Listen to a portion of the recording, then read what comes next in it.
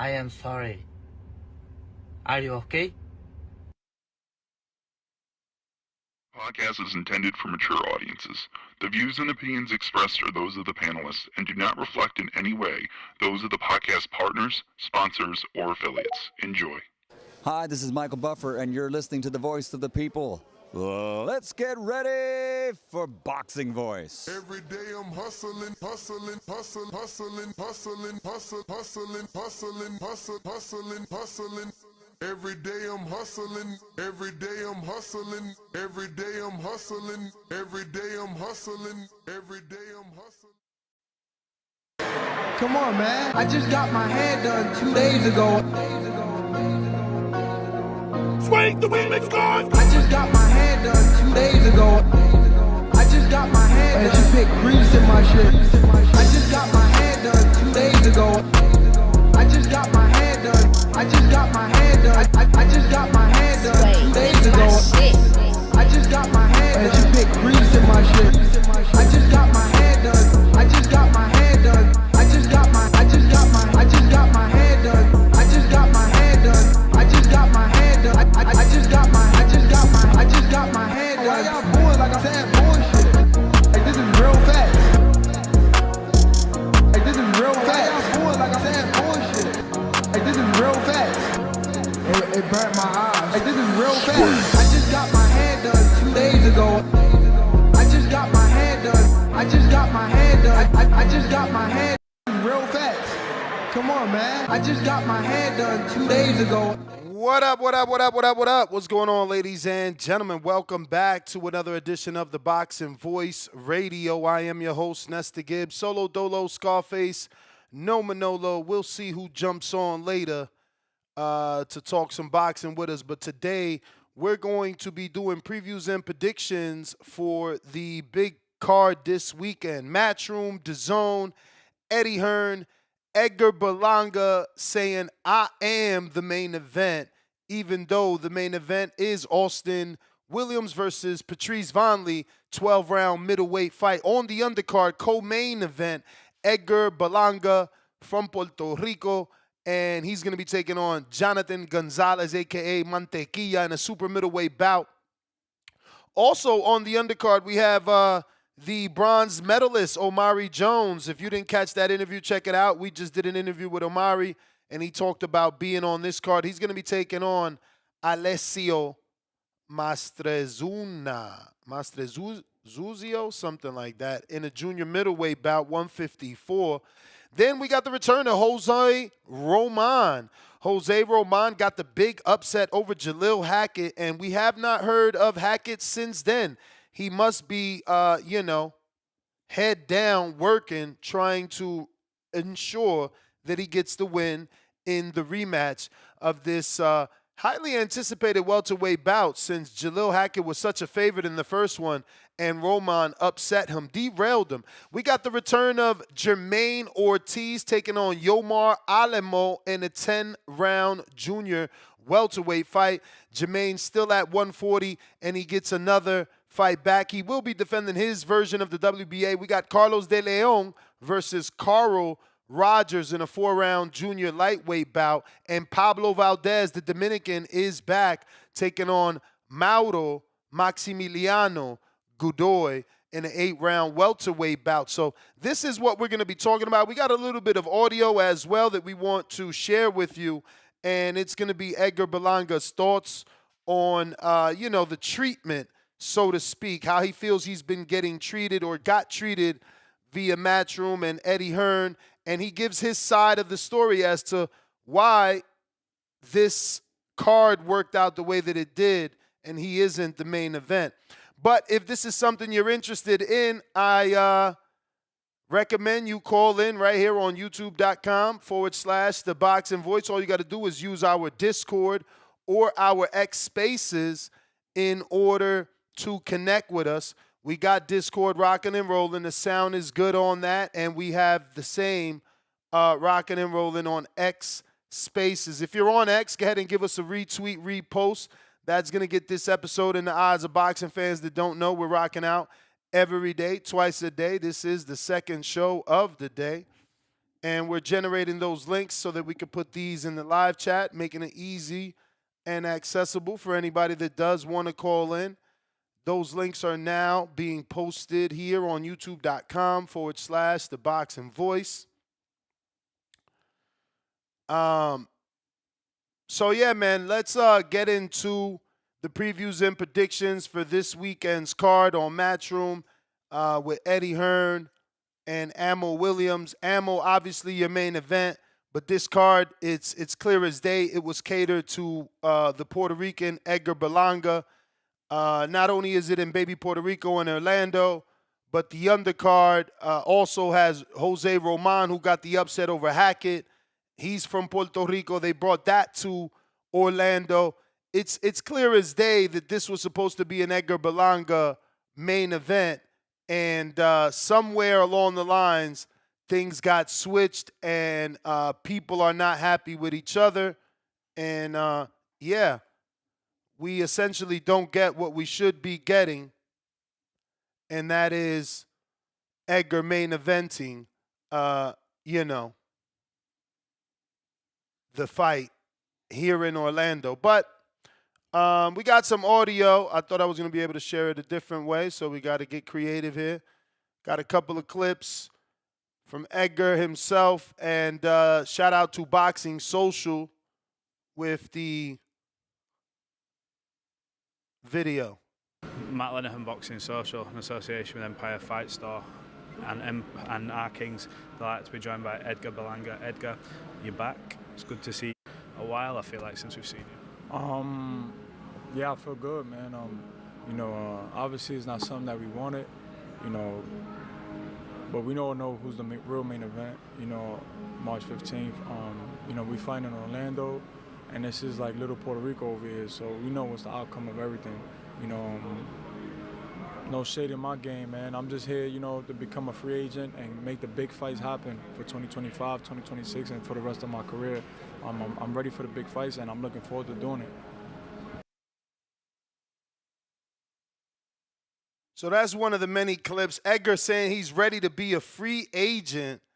And credit to the interviewer that eventually will ask what went wrong, because he's like, well, Eddie got you the Canelo fight. We thought things were good. That isn't necessarily the case, but here is clip number 2. Once again, shout out Boxing Social.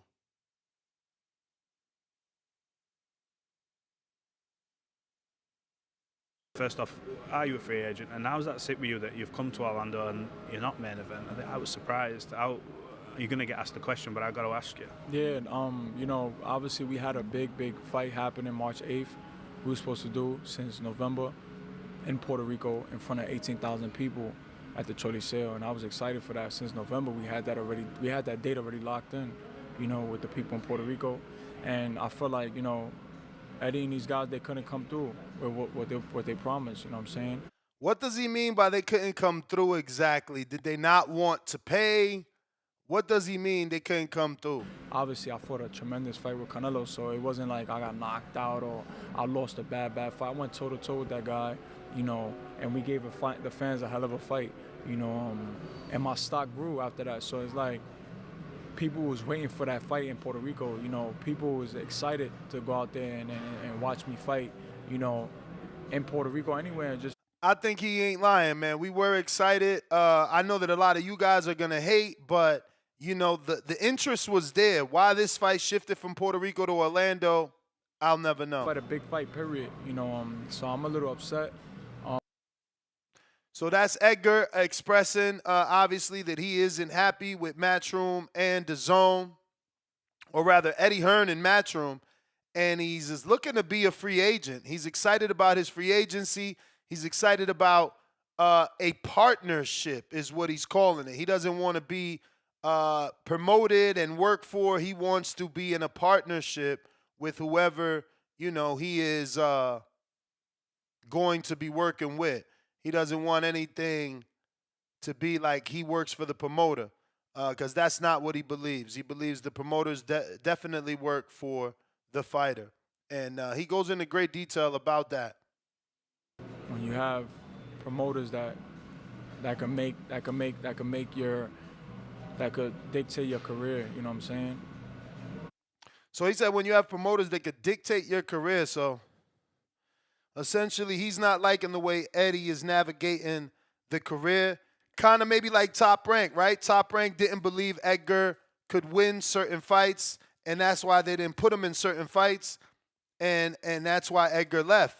Are we going through the same situation now with Eddie and Edgar, where they're not seeing eye to eye in terms of who Edgar should be facing?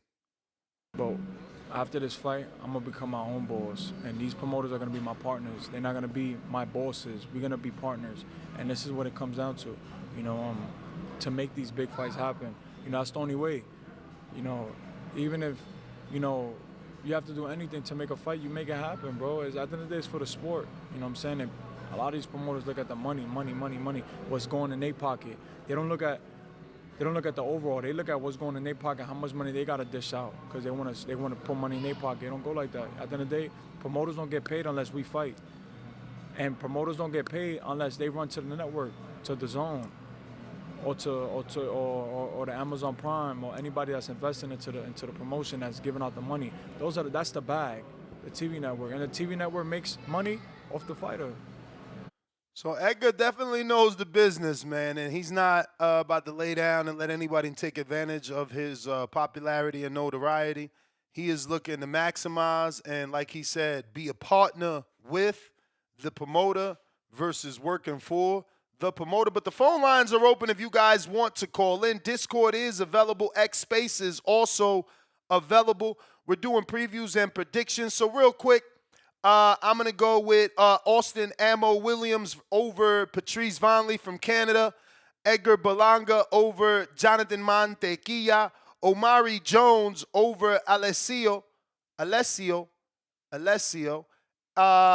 The Jalil Hackett Roman fight, this is going to be tough. I didn't think Roman can do it, and he did it.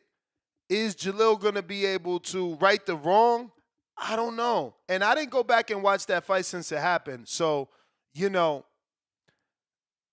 it's not fresh in my mind, man. I'm going to roll with Roman, but I could change my mind from here to Friday if I have time to watch the fight during my 10,000 steps one of these nights before Saturday. So if I get to watch the Roman Jalil Hackett fight and see something I don't like, then I'll change my opinion. Right now, Roman over Hackett, Jermaine Ortiz over Alamo. The rest of the fights, Carlos De Leon. I don't know if this is Carlos De Leon's Jr., whose father is a trainer from out here in Vegas. I'm not sure. We'll see. Pedro Valdez, the Dominican. He's just a little older, but he's been doing his thing. He's an Edgar Berlanga friend and associate, and he's been getting these wins. I think he had a pretty tough fight on Pro Box. He still picked up that win, so I'm going to go with Pedro. We got Alex Vega on a check-in. What up?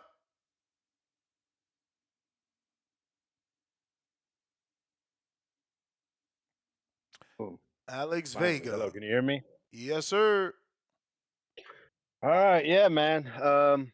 You know, of course, I could take one stance, which I think is the expected stance, but nah, man, I'm not gonna do that. Listen, I am. I don't support people just because we're born in the same area, have the same heritage. It gets my attention, but I like to see stuff No that makes me patriotism want to from be you. supportive. You're not patriotic. No, That's no, all. no. You a hater. Uh, no. Let me tell you, when we go to like the Olympics for America, absolutely. But if someone's from Florida, right? Let's say they're from Palm Beach, I take a look at them, but that ain't automatically. I'm gonna put, what I'm saying, all my cards on the table, all my support. Like, there's got to be something there. You know what I'm saying? Like Erickson Lubin, right? Is from Orlando, trains down here, Del Rey, goes to Pompano, but he's a guy that's loved by everybody. I hear those things. He comes to the shows. You know what I mean? And then when he fights, he comes to fight. So that's someone I'm going to be supportive of.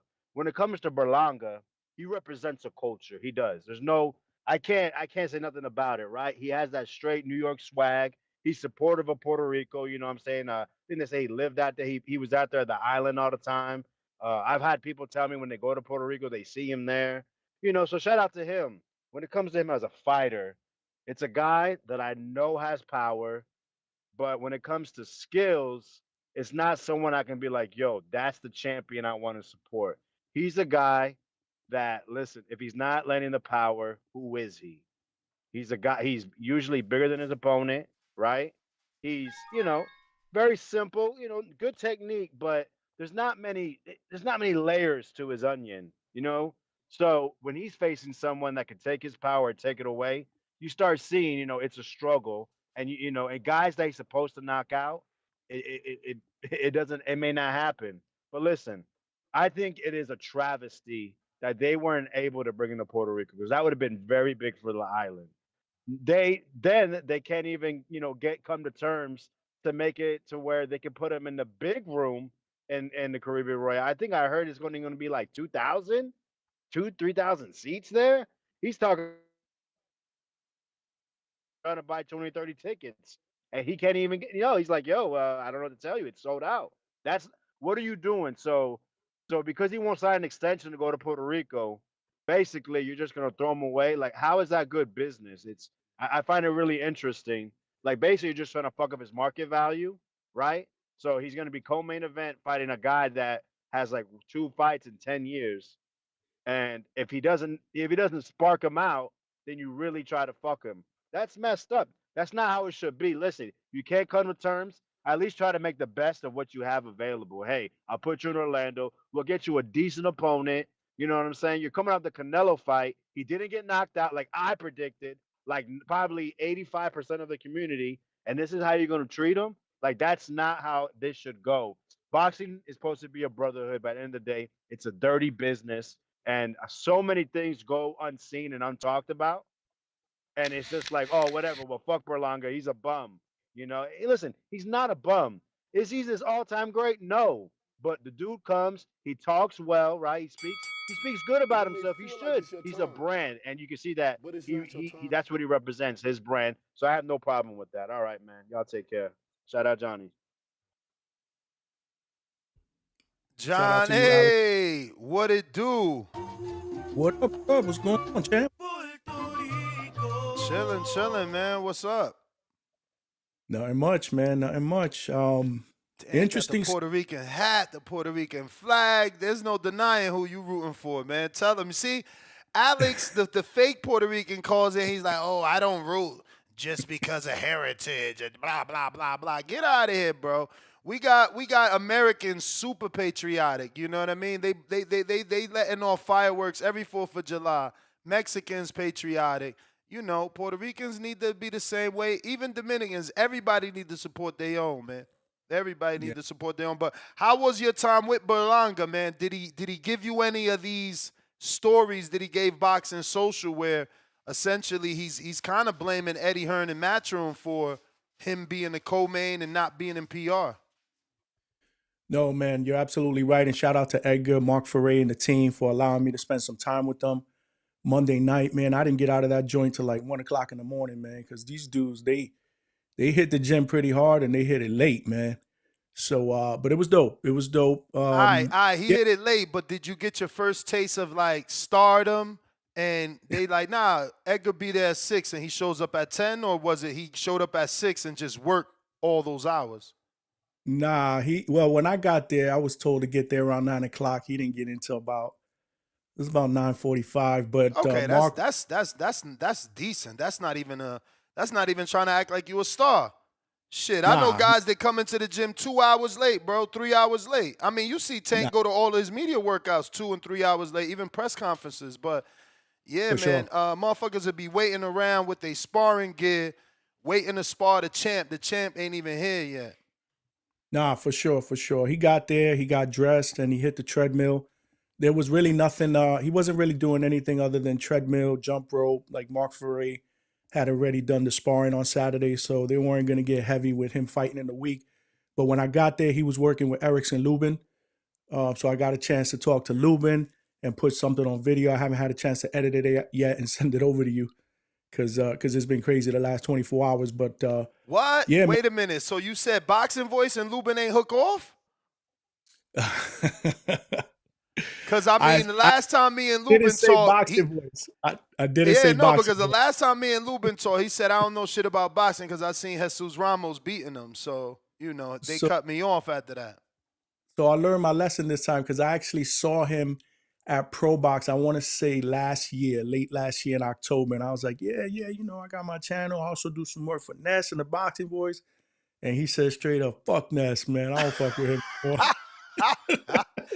They so sensitive. Nigga, I thought you lost. Fuck wrong with you. You so mad. That's not, yo, why I gotta be on the fuck the fuck Ness list just because I ain't think you won, bruh. I'm not the only one, by the way. I'm definitely not the only one, but hey, he's entitled to that, man. You know, what hurt me more was Kevin Cunningham cut me off for that shit, too. And I get it, because you like, you know, look, man, this dude is my fighter. He's feeding me. You know, we a team. If you saying something about him, I gotta feel a certain type of way too, or he gonna be mad at me. But at the same time, it's like, bro, we from a different era. Like, young guys gonna get mad because you critique them. You know, Cunningham shouldn't be doing that, man. Boxers are the most sensitive creatures on earth. I never man, knew, Johnny. I never knew. I swear to God, I never knew. It took so many years for that to like truly set in. Like, wait. These dudes are mega sensitive, like so sensitive. It's crazy, man. If they see you with the other team, you the op now. You can't even be with the other team, bro. It's crazy, Absolutely. man. That was my first taste of the Ness hate. Like me telling people I do some work for the Boxing Voice, and they're like, fuck Ness, man. I don't fuck with him. So I said, damn. I was like, wow. So he was like, Ness, he be talking shit, man. He be talking shit. He had me on the show. Next day he was talking shit, man. I don't fuck with that nigga. But I started laughing. Hey yo, because look, you might get on the show today and then tomorrow you shit the bed on the fight. Like, what you want me to say? Yeah. Like, I probably had him before the Jesus Ramos fight, and then I thought you lost. Like, I just don't get why I gotta be, you know, enemies just because I seen you lose, bro. That's the way it is. But now I go prepared, so I'm ready for that. So if somebody throws that at me, because that ain't the first time that happened. What was the last time that happened was what's her name? Fran Sean. Same thing. When I hooked up with her in Orlando, I was like, yeah, you know, I got my shit going on. But She probably was like, fuck Ness. He thought Shadeja was gonna beat me. That's why I beat her. Nah, you know, you know exactly what she said, and I'm glad because that was before you actually got her on the show. Remember, you got her on the show not so long ago when she called in about Roach. So that was before that. So I'm glad that y'all finally squashed that beef. Yeah, nah, she said you was meat right in Shadeja, man. But that, you see what I'm saying? You see what I'm saying? Like, this game is so weird. There goes the sensitive that I'm saying. Like, if you with the other side, you the ops. Meanwhile, I'm just doing what everybody should do. Like, Shadeja's from my town, bro. I trained in her gym for 4 years. She sparred with me. You know what I'm saying? Like, how I'm not supposed to root for her well-being. Like, these boxers are terrible, terrible, terrible in a good way. I love them all. They don't understand it. I ain't mad at nobody, bro, because I'm going to do what I'm going to do. I'm going to say what I'm going to say, regardless. And you a fixture in this boxing community. You big time. You could get away with that. Remember, I'm still a prospect up and coming, so I got to be careful the way I move. But nah, he showed me love, man. He showed me love. He gave me a quick interview. So just so you know, any one of Mark Ferre's fighters, the way he operates. So wait, in the gym, is Mark fucking training Lubin now? Yeah, he's training Lubin. Yeah, he got a fight coming up May 10th. May 10th. Actually, all of Mark's fighters are fighting May 10th. So he's got 4 fighters that are fighting on that main Pro Box card. That's interesting. I didn't know Mark was training Lubin. Damn, Kevin Cunningham is not training Lubin no more. Yeah. Is Cunningham even there at all? Like, you know, like kind of like Barry Hunt? No? Okay, wow. No, it's just Mark. So Mark was training him. Blast Val Saint was there, the middleweight prospect, 12-0. I got a quick interview with him. I got to shoot that over to you as well. Najee was there, Najee Lopez, light heavyweight. And all these cats are going to be fighting on the same card. So Mark's the type of, like I was saying, Mark's the type of dude where if all his fighters are there, and let's say I'm there, they will be made accessible for me. Like, I will get some time. He'll make sure of that. You know what I mean? But yeah, shout out to Edgar. We spoke. to get back to him. Yeah, man. I mean, he was you could kind of read between the lines, man. He has his heart set on becoming a free agent, and Matchroom wanted to sign him to an extension, Yep. but he didn't have no interest in doing that. He wanted to be his own boss. He said that, and you get the feeling that because of that, they weren't able to put something in Puerto Rico together. Because I asked him, I was like, yo, what's going on, man? A little bit of a curveball here. Like, we've been hearing for months it was going to be PR. Now, all of a sudden, Orlando. And, they didn't come through for me. I wanted this fight, a big fight, and they couldn't do it. I know I could sell out that arena. So I'm getting the Now impression. I wonder when he says they didn't come through for me, is he talking about more about the name, right? Because there were rumors that they were trying to get Skull, and Skull said no, or they couldn't get Skull, and obviously Skull held out for Canelo. So like, is he getting mad at something that just was never there? Because who's not gonna choose Canelo, right? Yeah, no doubt. And, the Coliseo where he was going to fight at, that seats about 16, 17,000 people. So if you read between the lines, Matchroom probably wanted to pit him against a name so they can guarantee sellout. And since they didn't do that, I think they haggled and went back and forth. He feels he can sell out any arena, just because of who he is. So bottom line is, this is the last fight of a deal. He's looking forward to, finishing this thing up and then going out there and playing ball by himself. Like he said in the interview, man, he's considering these guys partners, in the process. I just don't like that he's ruffling the feathers, because that's one less team to bid on you, right? Like, you already ain't fucking with Oscar. I just interviewed Edgar on the show. He said he still want to smack Oscar. Now, you basically not fucking with Matchroom and mad at Matchroom. So the only thing is left is Amazon, which he mentioned, and Floyd, which is not really in business, right? So I don't know, unless Turkey, Dana, something like that, some curveball. I got Giza, channel $2. About to be another beautiful week in the boxing. 100 emoji, boxing glove emoji. We got Leonard Sterling with the $5. He said, Matchroom told the WBA December at the convention that Ammo headlining March 15th. This is an Ammo headline card. They added Berlanga when the March 8th date fell through. Wo Jones, $5. Ness, I know he your boy, but he talks like he won. He lost. Get a W and then pump your chest out, Edgar. Well, the fact that y'all still respecting him as the main event, no one super chatted to say, yo, why you doing previews and prediction on Edgar? Ammo's the main event. No one's even caring that Ammo's not, you know what I'm saying? Like, they don't even care that he's the main event. We looking at it like Edgar's main event. That just says it all to me. Leonard Sterling 2-pounder, Berlanga options are limited. MVP or stay with Matchroom. Yeah, I don't know about that. I mean, you got MVP, which is Jake Paul. You got Turkey Al-Sheikh. You got Frank Warren. You got Mayweather. You got Al Heyman and PBC. And then do you got that Turkey League, with Dana? I don't know.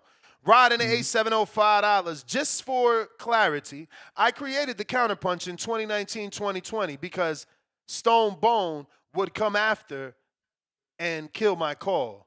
Laughing out loud. CYP, Ness, JT, Mac, Brandon, NO, Info Joe, Stainless, Roslyn helped.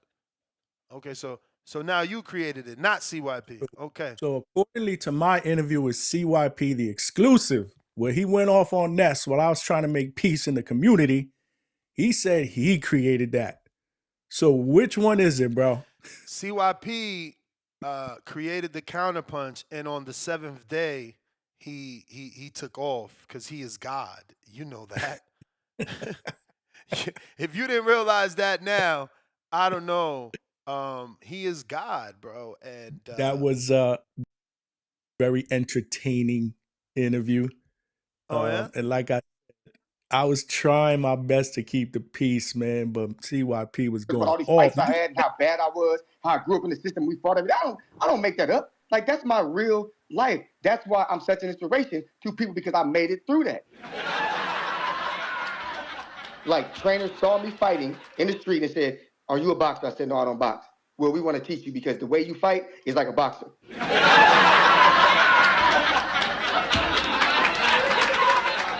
That's my optimal weight. You will hear no complaints from me. Keem, when I'm up in there, and the endurance factor is something you've never seen because you've never been in there with a dude who's an elite athlete with elite genetics. Well, from what I've seen, the balance ain't there. So I wouldn't be surprised if you're the one end up flailing around, flopping around. Because again, it's just not there.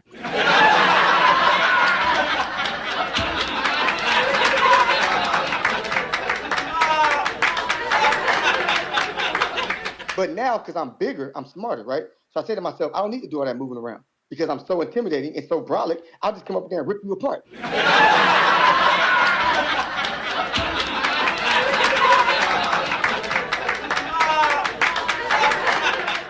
Who do you think believes that you would ever put your hands up and walk me down? Who would believe that?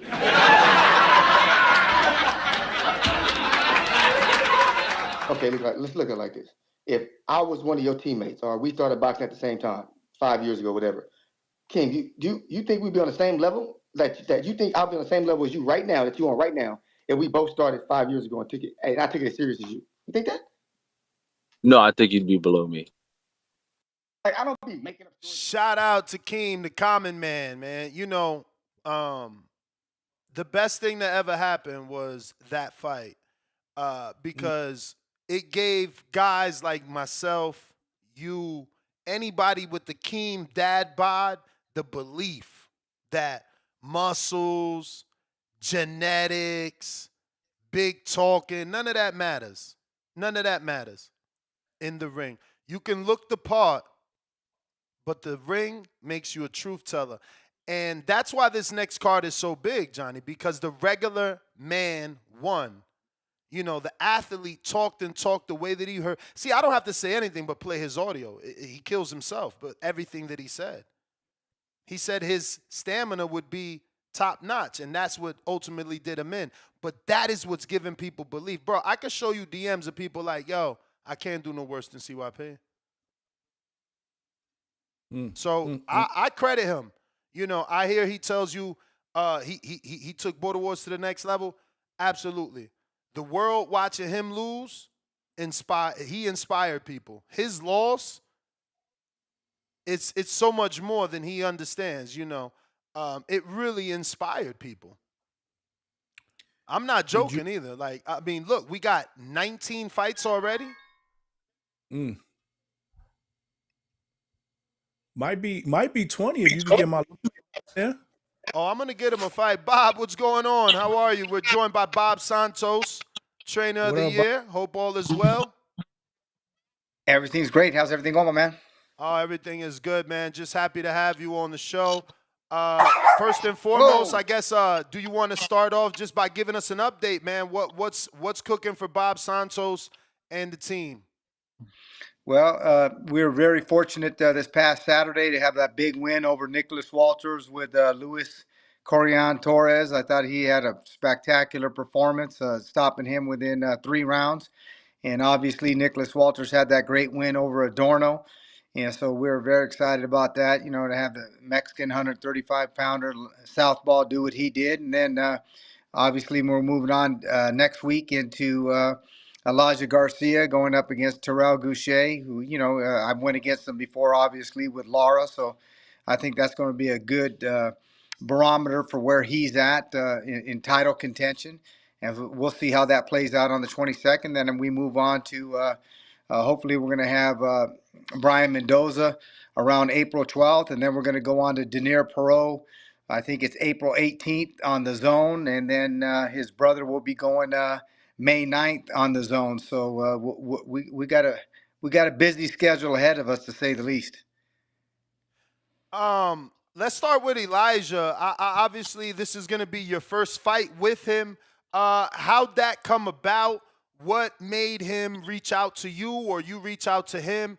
And how willing was he to relocate? Because he's from Arizona, and while that's only a 4-hour away, he still has to relocate to train with you.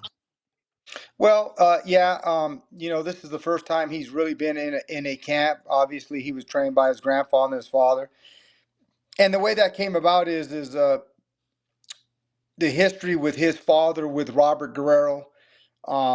they have a past history together. They did a lot of amateur fights back in the day from the same area out there. He was from, the father's out there from Salinas, Robert from Gilroy, which is not too far away, and and Louis DeCubas Jr.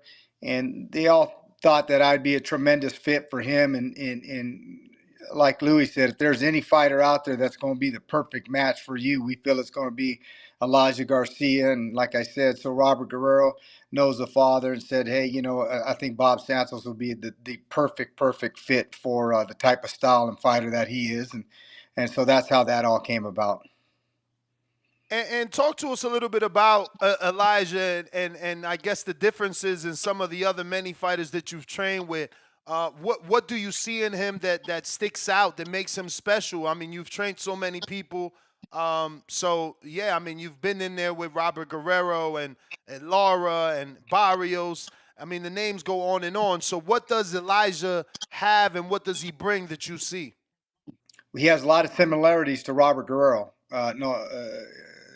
There's no other way to say it. He's got a lot of similarities to Robert Guerrero, both being southpaw, obviously. And Elijah has a lot of heart, big balls. We've been in there with everybody for this camp out there, with guys at Top Rank, our gym, different gyms. And I think as long as he stays focused and to the task at hand, I think he's going to be a world champion in the not so distant near future. I really see a great upside with him. People forget, he's only 21 years old. Look what he's accomplished. People say, well, the Kyron Davis fight. Okay, that's fantastic. The kid was 21 years old. We'll see how it proceeds moving forward. I'm taking the reins, and I got big high hopes for this kid. And shifting to the heavyweights, you've been high on the Perot brothers for a while now. You made claims that they'll be the only heavyweights promoted by both, DAZN and PBC, so to speak, because they'll be fighting on both networks. Where exactly is he, and when will we start to see him with the top? Is he a guy that's going to get an opportunity with Turki Al-Sheikh, because he seems to control the heavyweight division, or is Perot not ready for the top just yet? Well, sparring is sparring. You know that as well as I do. So you got to take sparring with a grain of salt. It could give you some kind of indicators, but at the end of the day, the fights are the fights. I got high hopes for him as well. I think he's a bigger version of Usyk, and I'm talking about Daniil Perot, the younger brother. Fast hands, fast feet. He's a tremendous talent. I'm sure the people, our competitor at Top Rank, we sparred over there many times. Frank, as you well know, runs the Top Rank gym. He can attest to that. But the fights are the fights. The little gloves are the little gloves. The problem we're having is very few people are willing to step into the ring with him for career high paydays. So, we're doing everything we can to get him those types of opportunities. Unfortunately, for the most part, most people are not willing to get in the ring with him. And now, as far as his brother Lanier goes, we had that great win over the Ukrainian about a year and a half ago. And then, unfortunately, the ugly side of boxing, sometimes the business side, things were not going well with the management, the promotional aspect of it. I think we got that all behind us now. He's back in camp with me now. And so moving forward, let's just hope that we can get somebody in the ring with him. We'll get him off the ground again May 9th on the zone, and we'll see what kind of opponent is willing to step up into the ring with him. And then from there on, I'll throw him in with anybody. But at the end of the day, people got to sign the contracts, and, high risk, low reward. Sometimes those are the toughest guys to get opportunities. Is it going to come down to a co-promotional situation? Or what? Obviously, Frank Warren, Matchroom, Top Rank, they're not having issues matching their talent, right? I know Perot has sparred Jared. Jared continues to get opportunities. So do you think it's a promotional thing? Well, with Denier, it's not so much a promotional thing. I just think a lot of guys are not willing to get in the ring with him right now. We're with Box Lab. We're with Amari Pedra. He has a great working relationship with everybody in the business. So as far as he goes, it's just going to be a matter of one of those guys willing to sign the contract and probably going to have to get a career high payday. Most of these guys have been offered more money than that they've ever made to get in the ring, and they've chosen so far not to do it. As far as his brother Lanier goes, it's a little different story. He was with Warriors Boxing, so we'll see if they're going to team up with a Frank Warren and Eddie Hearn. But I know Amari Pedro is going to be involved with them to some degree too, and helping on his behalf. So hopefully everything will come to fruition for us sooner rather than later. And what could you tell us with David Morrell? I know that you obviously are involved in Morrell. While he trains with Ronnie, you were in the corner. I believe you're maybe a manager as well. How is he doing? Did he suffer any injuries? And when could we expect him back? Or are you guys just giving him more time off because of that fight? I mean, I think technically it's only been 31 days, maybe. Obviously it's always good to have guys in the ring sooner rather than later, but we're going to have to see, the business side of it, how everything plays out. No, he suffered no injuries. He was never hurt in the fight. None of the punches hurt him in the fight. Learning experience. I was a little disappointed. I think he had a much more ability than what he showed in that fight. That said, he had 11 pro fights. He hurt Benavidez a couple times in that fight. And I think he gave Benavidez one of the toughest fights that he's ever had in his career with only 11 pro fights. So, experience, I guess, obviously played a role. I don't think he showed the best of what he is. And in the next couple of fights, a little bit more experience. I think he's going to be a tall task for anybody in the sport. People forget how young he is. And again, 11 pro fights.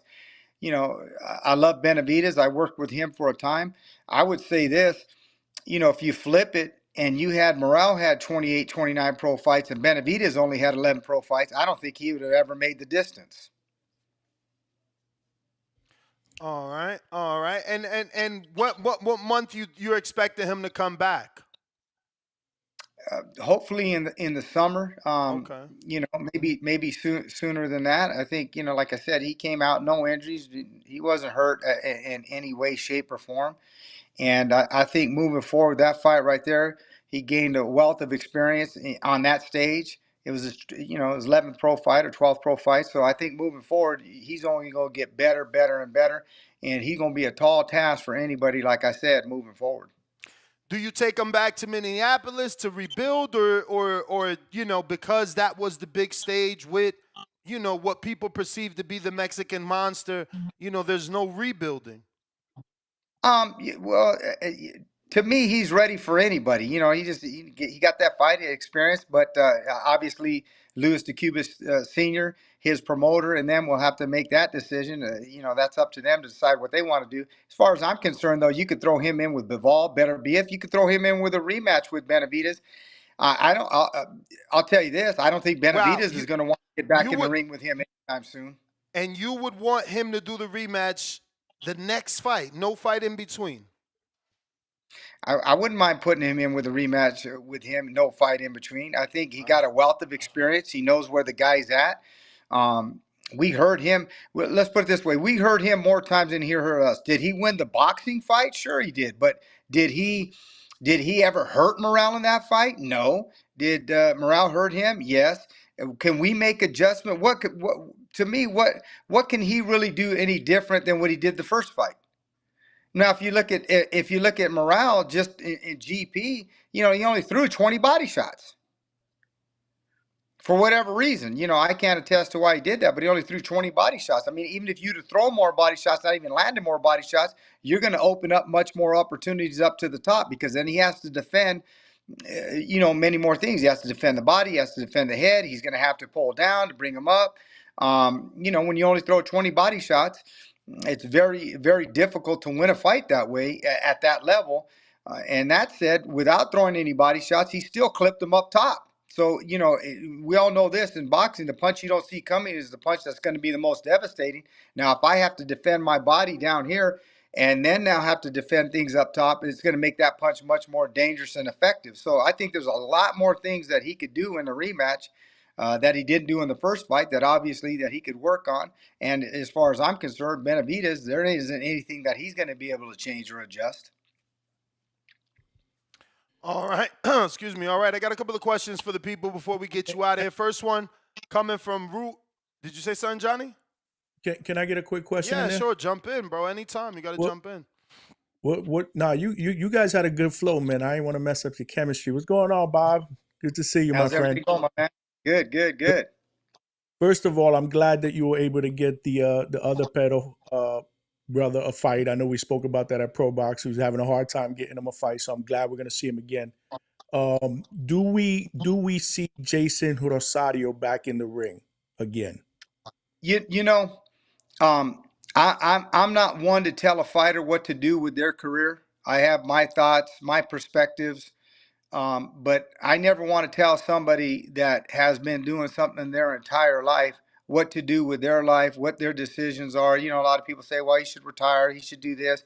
A lot of people said he never should have been in the Ramos fight. A lot of people said he never should have been in the Rosario fight.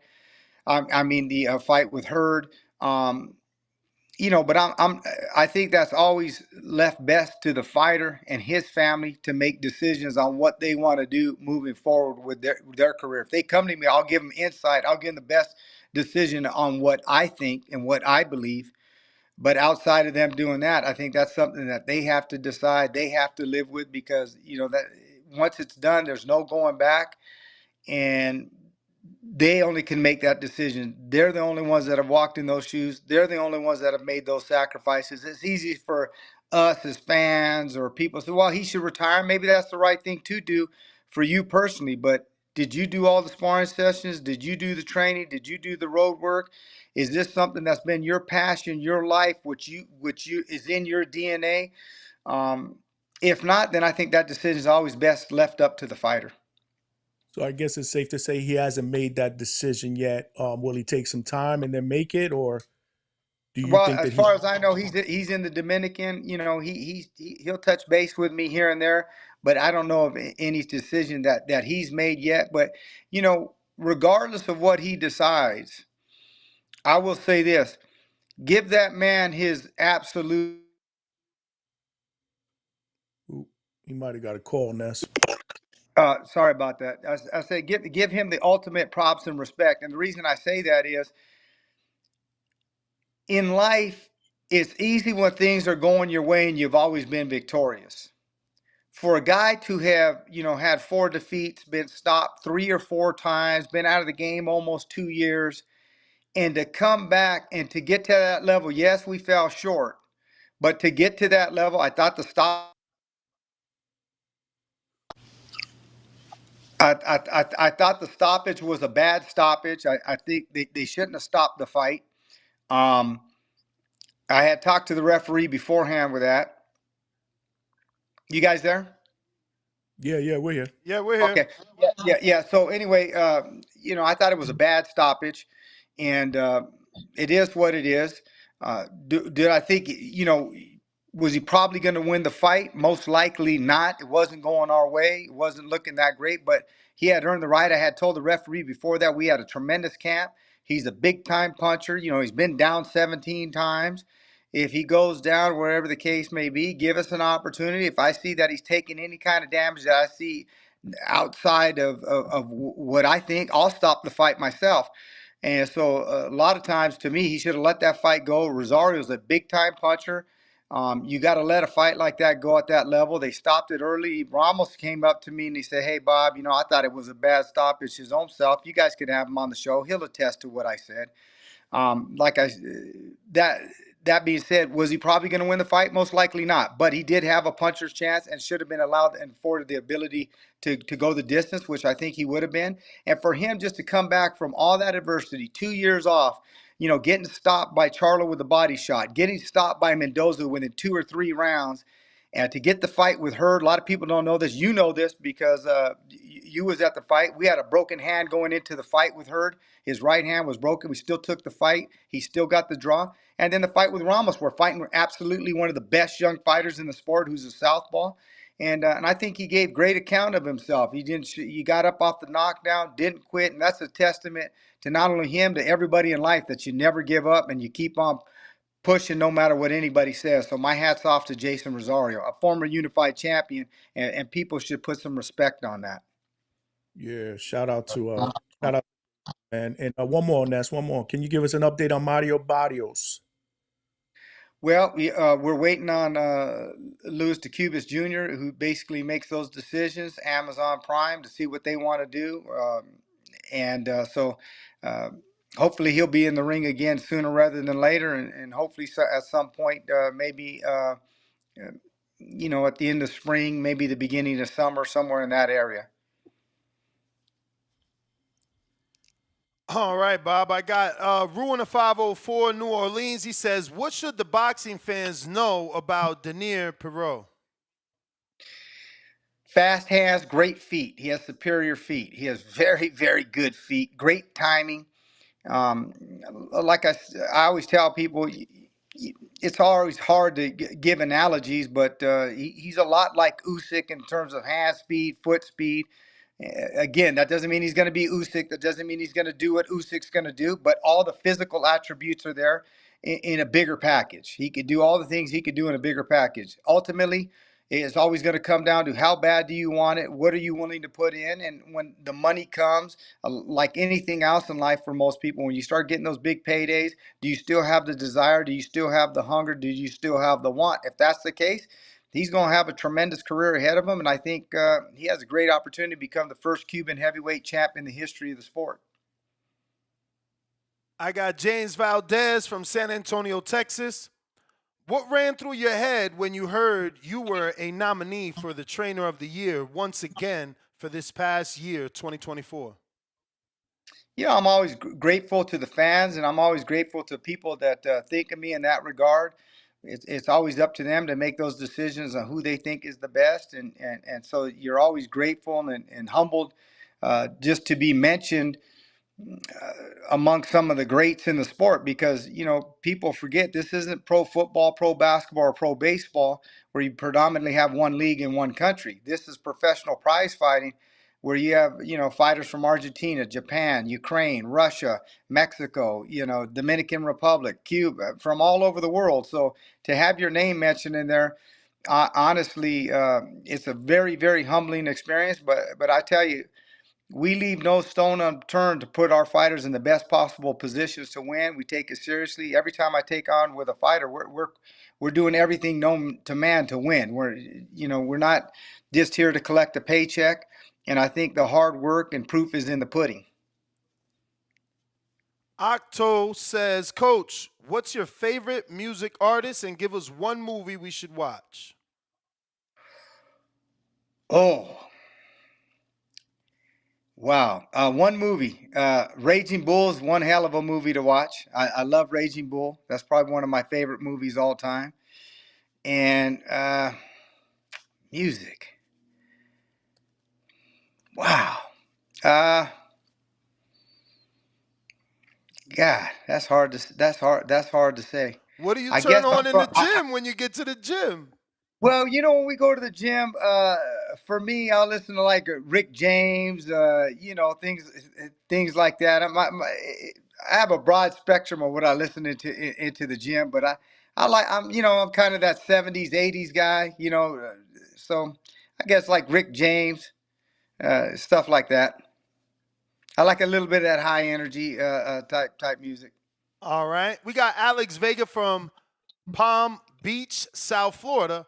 Always wondered, what is your heritage? My guess is Puerto Rican. Salute to all the work you do. You're definitely one of the premier trainers in the world. Yeah, definitely. My mom's family's from the island, but we were born and raised in Northern California. Yeah, so he's on the money. We have major media What fighter do you currently train, and what fighter you've trained that was the most successful? Well, that's hard to say because what's people's definition of success? Success, money, titles.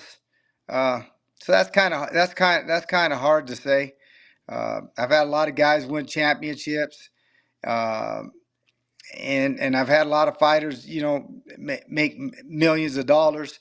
So I guess that's whatever people's standard is, whatever the barometer is. I guess that's Well, the eye. what was your most successful fighter, right? Because obviously you're a trainer and a manager, you get a percentage. So what fighter helped you become financially free? Robert Guerrero. All right. Yeah. We got Call Me MPO, G from Brooklyn. What's your thoughts on Canelo versus Crawford? Well, one thing that the fans always know about me, I give it to them straight. I don't bullshit. I don't try to, sugarcoat things. I think Crawford has earned, and Bomac's a good friend of mine. A lot of our guys spar together and work together. Matter of fact, Bomac helped me with some sparring to get ready for Elijah Garcia for Goucher coming up here on the 22nd. And he's a good friend of mine. And I have the utmost respect for him and his team. But I just feel that the size is going to be too much for Crawford, but I definitely think that he's earned the right for the opportunity. As a fan, I want to see it. Would I be shocked if Crawford ended up having his hand raised at the end of the night? No. But if I had to pick, I think I would go with Canelo. I just think that, man, it's a lot of size to be giving up. And especially you're going into your first fight into that weight class.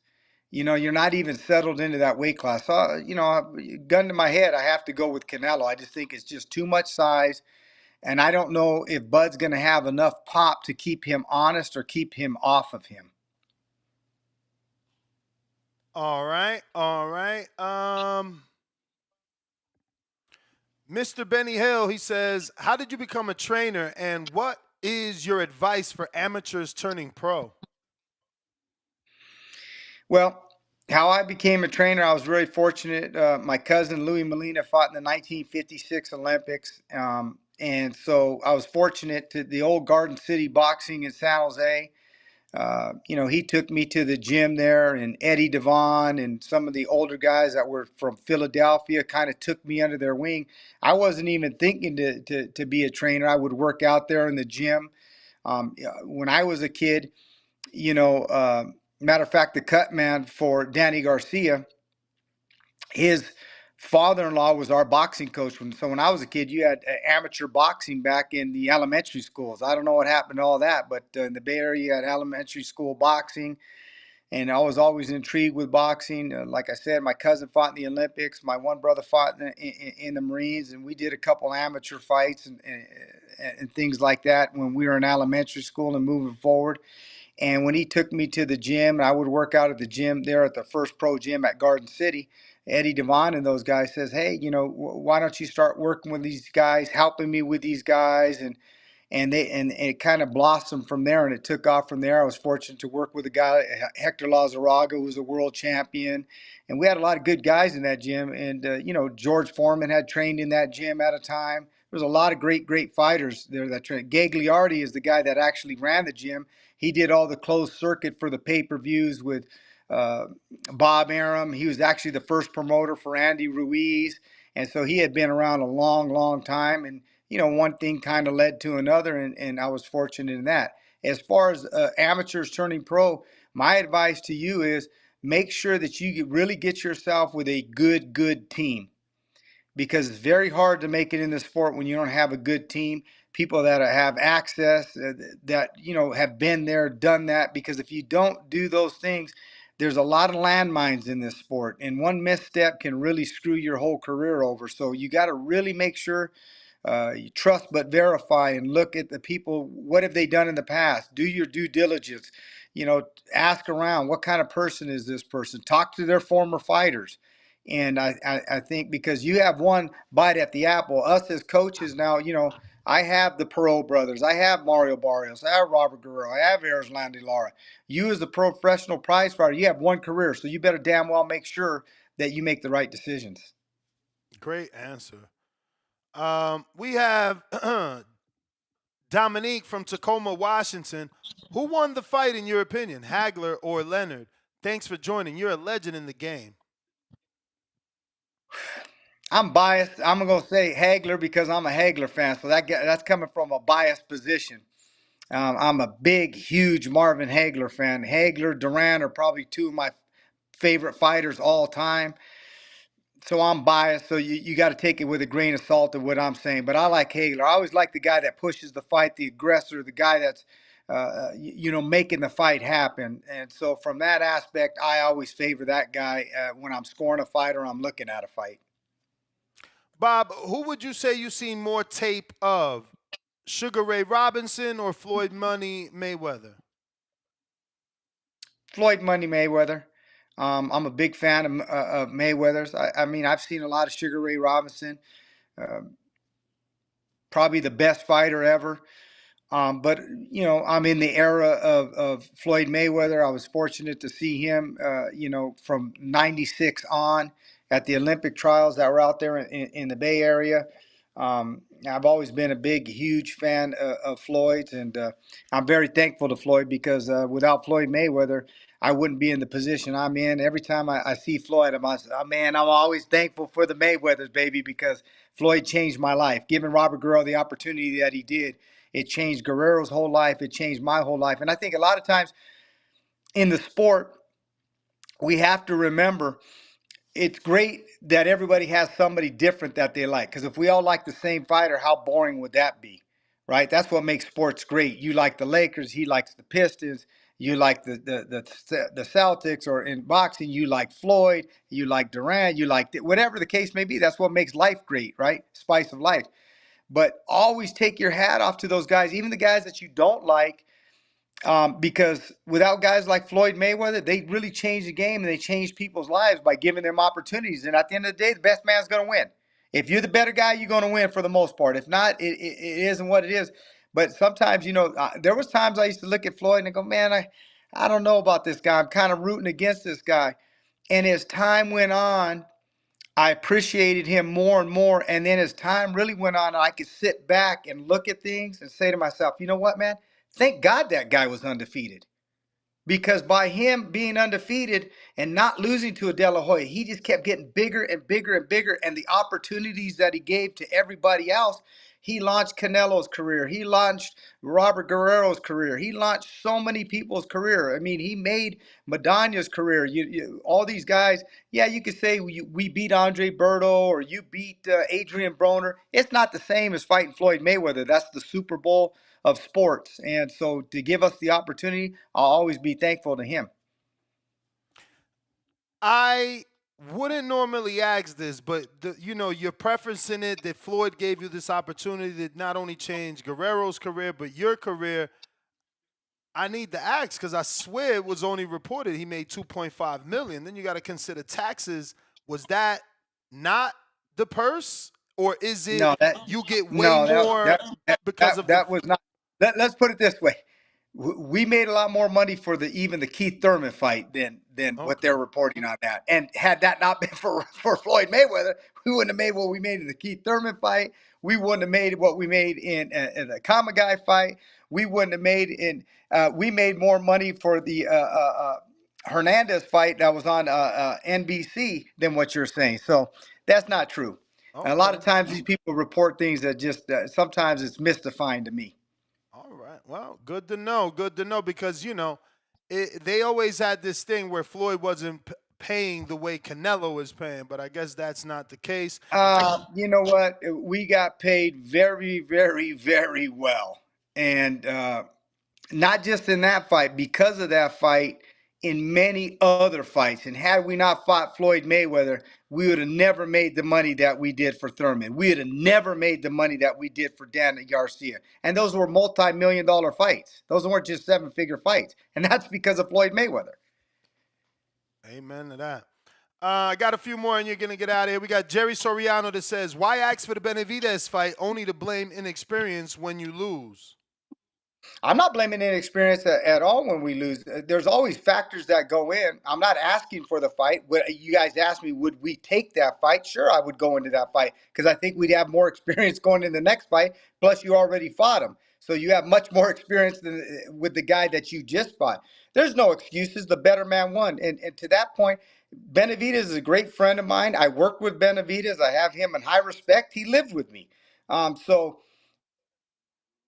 the better man won at the time, but there's always mitigating factors that go in. Whether the guy's a southpaw, he had a problem with the southpaw. Maybe it's stylistically. Maybe that's just not the right style for him. He's just the better guy. I could beat this guy that you could beat, that he can't beat, that maybe I might beat. We all know how the professional prize fighting is, but no excuses. But experience always plays a factor. And if you have more experience, usually that's a good thing. But to that point, sometimes when a guy has so much experience, like I said, but his body isn't there anymore, then he becomes a coach, right? So there's always things that are going to come into play, whether it was experience, now experience, you have so much of it, your body can't hold up anymore. So now it's youth over experience. But there's always mitigating factors in anything why a guy wins or loses. But at the end of the day, when you take the fight, whoever wins the fight, they were the better man that night. He was the better man that night. I think that is all. Actually, last one, Ali and Dago. What up, Bob? Who are your top 3 favorite fighters of all time? Woo! I love Duran. I love Roy Jones. And I love Hagler. Boy, and I love Pernell Whitaker. Can I put 4 in there? I love Pernell Whitaker. I love Pernell Whitaker. Right? Now, I didn't say who's the best, but those are my favorite guys that I like to watch. From a boxing purist, I like I said, I like Pernell. Just from just sheer grit, balls, and determination, I like Hagler and I like Duran. And just from just raw talent, just Roy Jones, when he was at his apex, man, he used to just give me goosebumps because his talent level is just like it was like watching Michael Jordan in basketball. It's just you're seeing something that was just different and special. Well, Bob, if you could give out your social media, those are all the questions. I do thank you. At Bob Santos Boxing, and I'm thankful for everybody. Remember, we don't make excuses. Just sometimes I give in said, ain't no excuses. The better man, 9 times out of 10, always wins, unless the referee just makes some sorry ass decision or something crazy happens. But outside of that, 9 times out of 10, the better man always wins. All right, Bob. Thank you once again, man. Best of luck.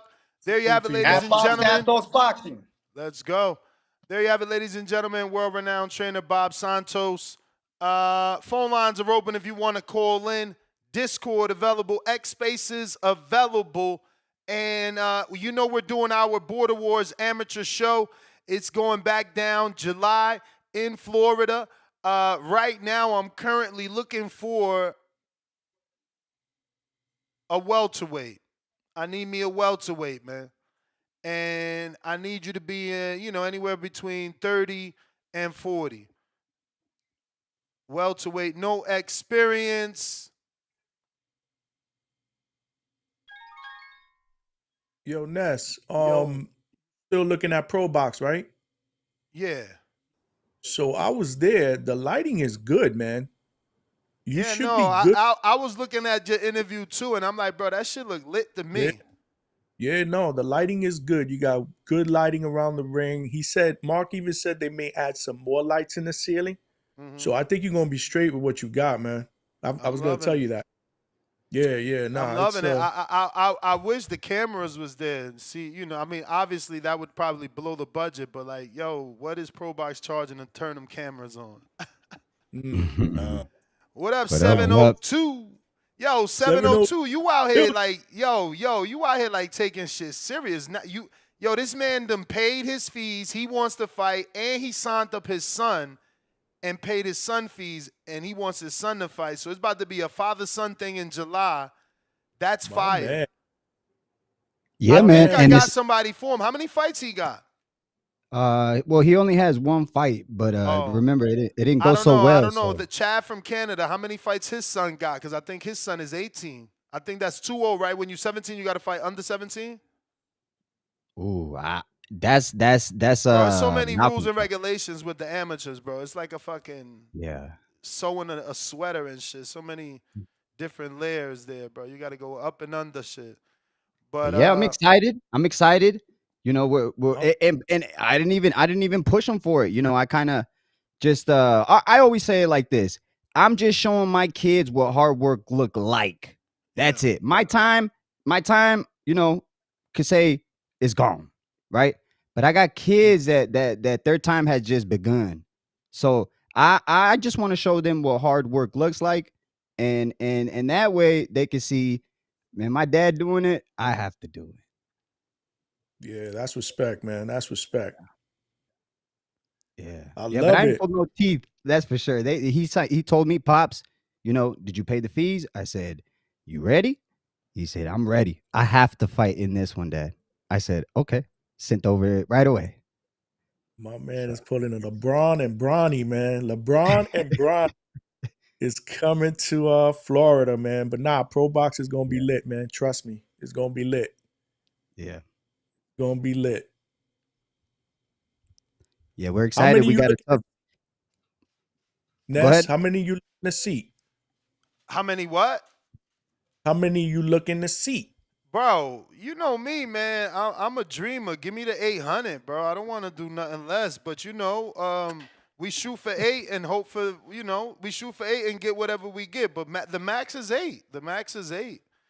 Yo, what you think of this fight for you? This dude just said he could get down to 125, and he's in your age bracket, right? 84 makes him what?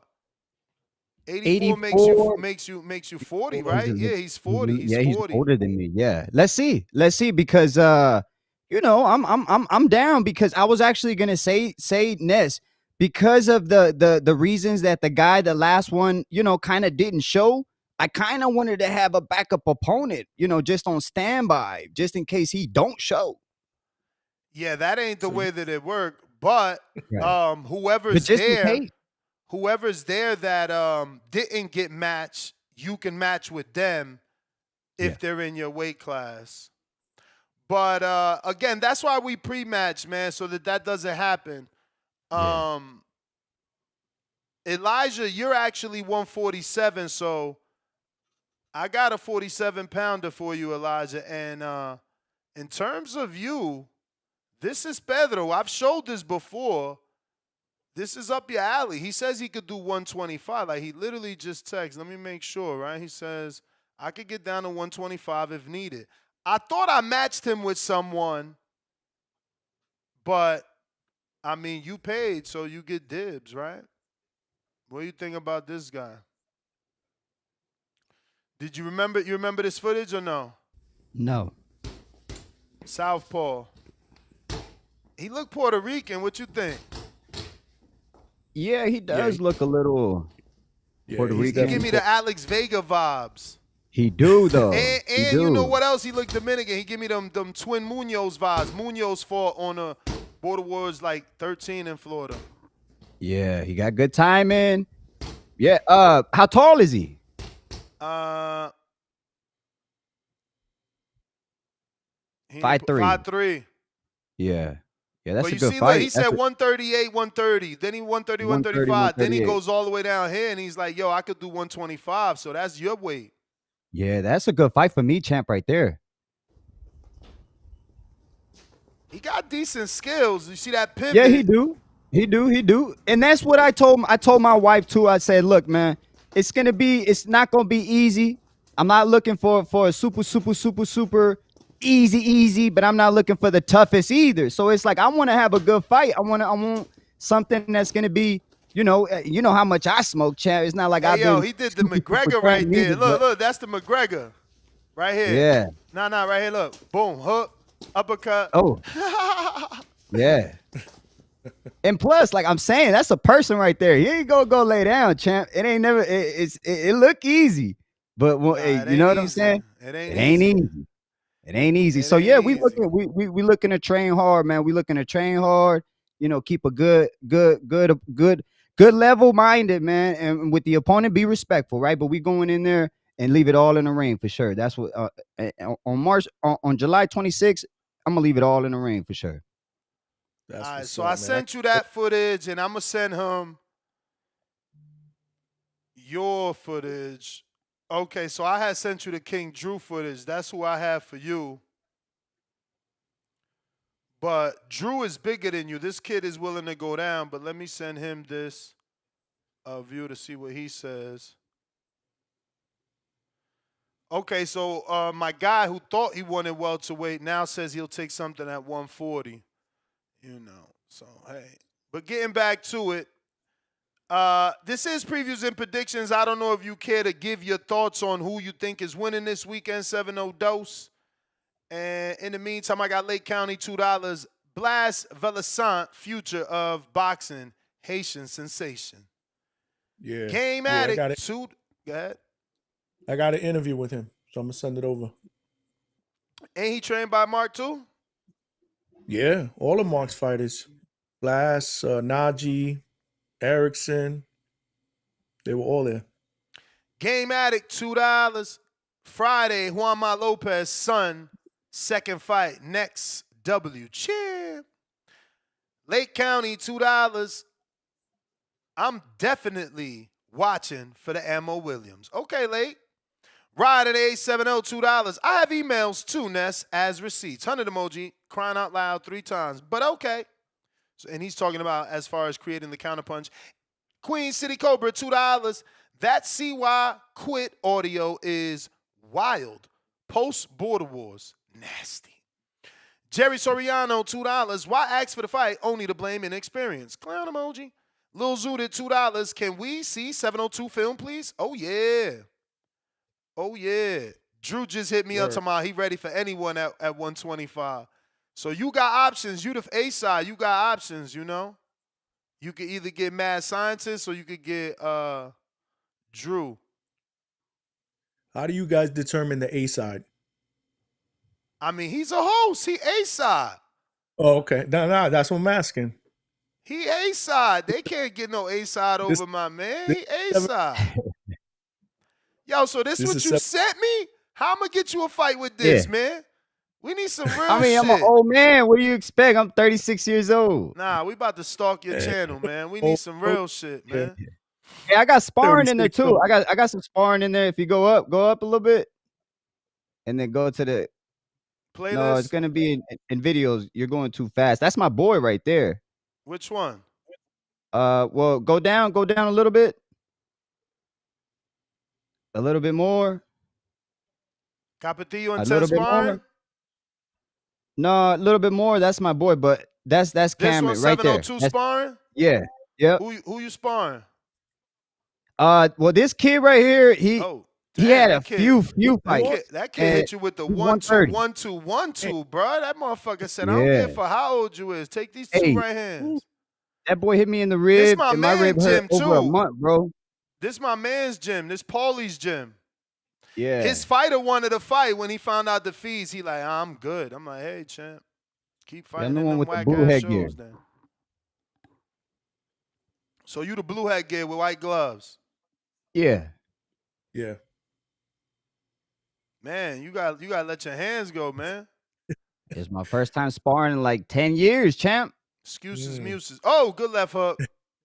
That's what I'm talking about. Ooh, tried that It's the left first hook. look I had got in like in 10 years. That jab. Getting hook happy. You getting hook happy. He landed one left hook. He getting hook happy, y'all. Pump that jab, champ. Pump that jab. Yeah.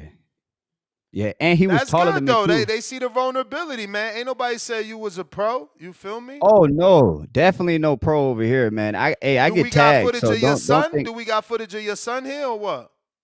Yeah. All right. So where? If you go back, he's the one that you had said intense sparring. Okay. Right there, intense sparring at Capetillo's.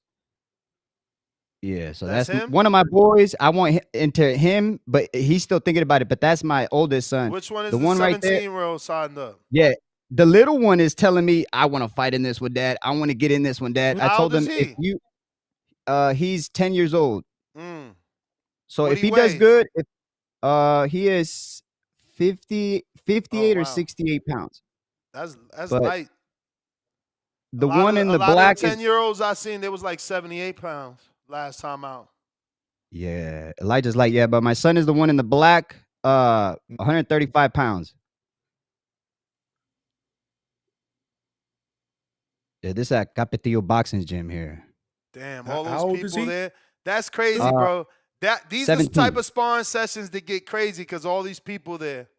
Yeah, yeah, Everybody's recording, everybody's looking. You forced to look good. yeah. It's all sparring days too, so other gyms come. So it's like it's gym wars, you know? Nah, of course, bro.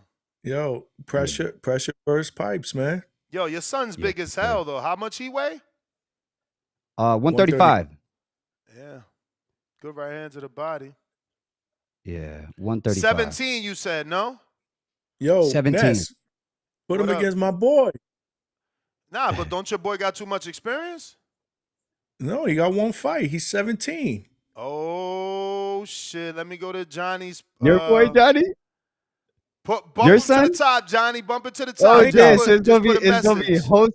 host and host son. Put a message like you. Yeah. Oh, It- I show it to him. And then my boy, he's very smart, so he'll look at it and be like, "Nah, dad," or he'll be like, "Yeah, dad." You know, so he'll let me know. So bringing the hang. Julian Rosa, 17 Yes, years sir. old, 5'7", 132 pounds. He has a USA boxing book. He competed in sports before. Boxing experience, he's been boxing less than 6 months by the time of the event. So by the time of the event, he'll only have 6 months, so he just started. Yes, I sparred Okay. before. I spar like every 2 days, every 2 weeks. Wow. And the last time I sparred was 4 days ago. He won a campaign at 130. And this is the video we got. Oh, he's Puerto Rican or he's just in a Puerto Rican gym? I think he's Puerto Rican. He's not my son. The chat is saying he's my son. No, he's my guy. Because we I was gonna need say, Donnie, we you need don't another know? Puerto Rico. We need another Puerto Rico versus Mexico. We got Chino and Rocky. Ooh. I think he's Puerto Rican. But yeah, but don't show the sparring, bro. That left hand kind of low though. Show He- the, yeah, but He not picking that hook back up. Yeah, Yeah, he's yeah, sure. he's comfortable. He's comfortable. show the sparring. Yo, that hook is low though, bro. That left hand is low. He's not bringing it back up. Out the sparring though. He's in the black with the green.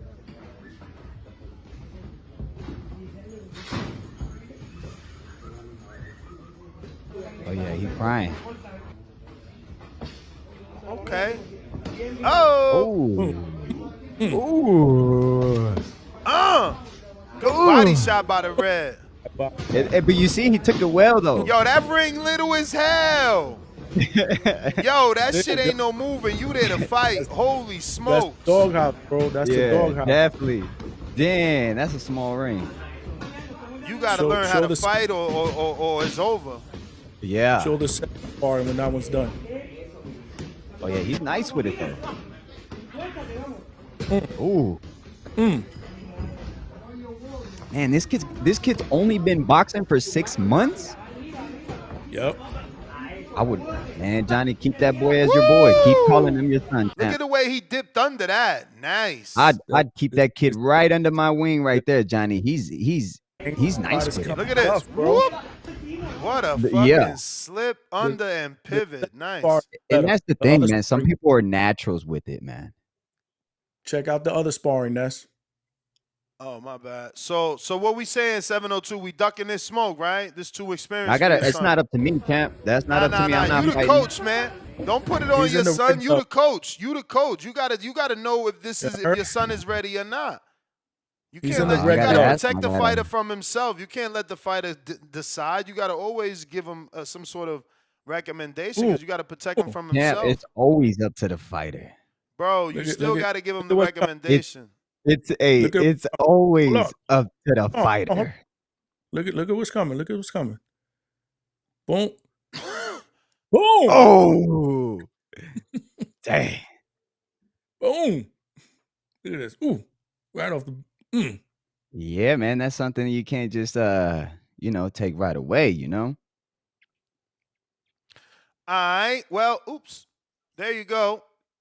If you got a 17-year-old, we looking for that smoke. We got 702 son, and we got Johnny's son that he don't want to claim. That's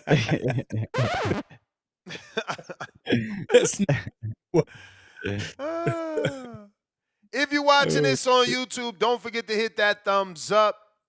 And Drew also said he's ready for 125. So I don't know if 702 you want this. I think this kid is way younger. I mean, you better off taking the other 40-year-old 125-pounder because this one is younger. Yeah, I was seeing this too. He looked like he thumbed too. Might be a little catfishing, but he looked like you see the trainer's arm go back. Yeah, but champ, he's sparring somebody bigger who's not gonna unload on him, right? Who's working with him. That looks like a good tough fight, but none of these fights are gonna be easy. None of them. No fight is gonna be easy. So it's the best thing to do is just work hard, train hard, and try to mimic hard work in the gym, so you can at least try to mimic that in the real fight, because that's where my confidence level is gonna be at. How I do in sparring, how well I can push, and if I can last, I know I'm gonna get tired. But it's enough time to condition and prepare. We got us a chubby weight, just signed up and paid. Ooh, yeah. Let's go. And guess what, Supermax? We might give him. You got to think about your options. You know what I'm saying? Let's see what we got here. Is he ready for Max? Let me see what's this looking like. 36 years old. So Max, you can fight him. He's good for the 26. His name is Alexander McClure. 5'11", 262. On fight night, he believes he'll be 230. No USA boxing book. He's played football and baseball. He was in the Army. Okay, he was in the Army combative fight team and has sparred. Been 10 years since he sparred. Will spar soon. Looking at the chubby weight division. We got a couple videos here. Yo, everybody has this heavy bag. Y'all got to stop buying this heavy bag. No disrespect to y'all. I'm just saying, it's so hard to work this bag with those legs in the way. And then it got like those, I don't even know what to call that down there. That shit is just in the way. You're going to trip. But hey.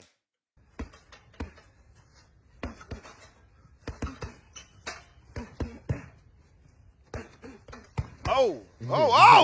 Yeah, there it is. You called it, champ. You don't need no glove. You called it. Yeah, I've had the same issue with those bags too. You trip. You got to watch out for them. Didn't I just say that shit, bro? Them bags is crazy. Oh, you called it. Wow. Look at this. It's July, Z. Hey, but that gives no excuse for anybody else not to send any footage, champ. If he sent that in, that's the footage that he got. I mean, come on. He changing levels on him. Oh. Yeah, Max, man. Let's see if Max want this. Man. We'll see. We need some chubby weights. If you a chubby weight, man, don't be afraid to send in that info. We looking for some chubby weight smoke, man. We just got us a chubby weight. He signed up. I'm about to send his info to Max. See if Max want that. But if you want to call in, Discord is available. X-Space is also available. Baby Joker. What up? Joker.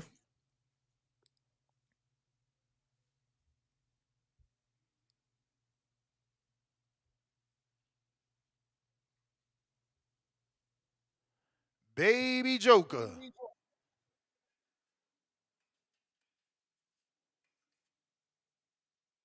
All right, Allen the Bay.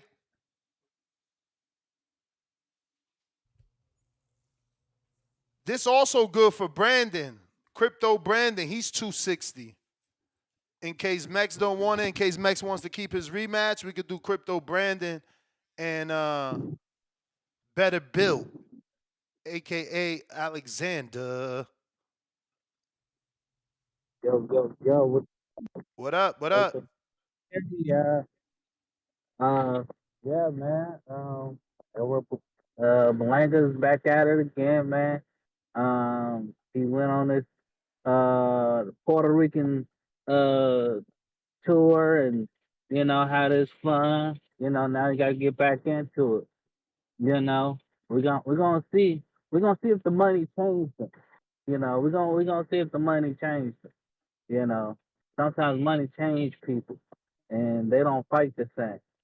You know, uh, they ain't hungry for it no more. So,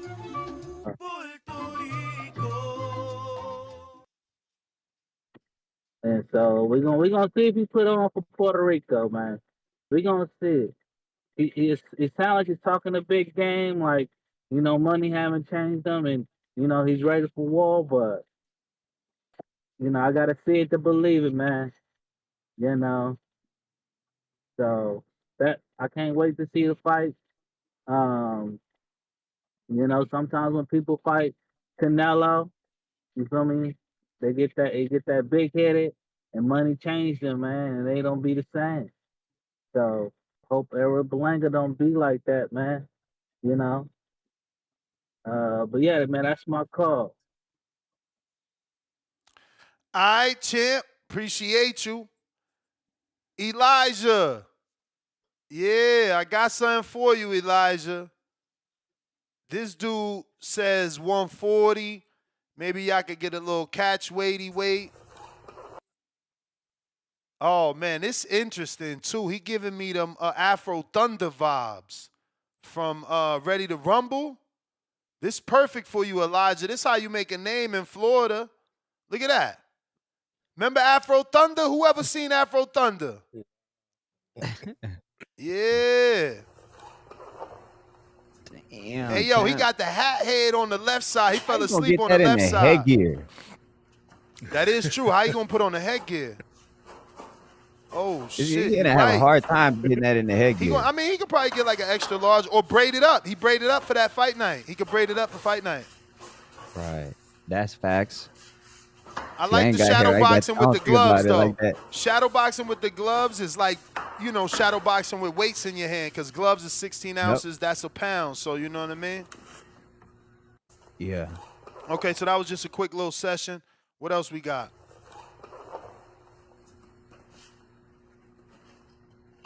Oh, I hear the Rocky playing in the back, too. Elijah, you want this smoke? That'd be a good fight for Elijah. He doesn't have any fights, correct? They in the same age bracket, too. Oh, he better not have Yeah. chancletas on. I hear the flip-flops flopping in the bottom. Yup. He got sandals on. I hear the flip-flops flopping. Right now, Definitely. he's at 146.6 or 4, 146.4. That's all the footage we got. Let's see. He goes by. What you go by, champ? What you go by? Did he put a name here? He put 0 names. We don't know what you go by just yet. Okay. Courtney. 38 will be 39. That's perfect for Elijah. Elijah, lock that in. Lock that in, man. Brandon, you heard me. I got you a heavyweight. I'm going to have to show him one more time. This is perfect for Brandon. Actually, let me send this to you, Brandon. We got Brandon. There it goes. Brandon Corana. The chat is brutal, man. Yeah, that's for Brandon. Look, so we going to show Brandon first. This is a perfect fight for Brandon. I mean, this is a great matchup for the both of them. Look, Brandon ain't the most experienced either. Look, he's 262. Look. 262. He ain't nothing, you know what I'm saying? He ain't that experienced. Right? So that's the perfect fight. Look, here goes some more. Perfect. So who we gonna match him up with? What? We gonna match him up with Heavy Bag. Oh, that's a good fight right there. Hell yeah, that's a That's good a fight. good fight. Hell yeah. They Match him up. That They is an work. even fight That's right an there. even fight, baby. You For know what it sure. is. You know what it That is. make a good scrap. Tip Good even worst fight. nightmare. Look. Tip worst nightmare. Ha. Man. Lobo always Lobo working. looked good now. Lobo looked great that night, Double man. left hand down the pipe, Tip. Phenomenal. Watch out for that.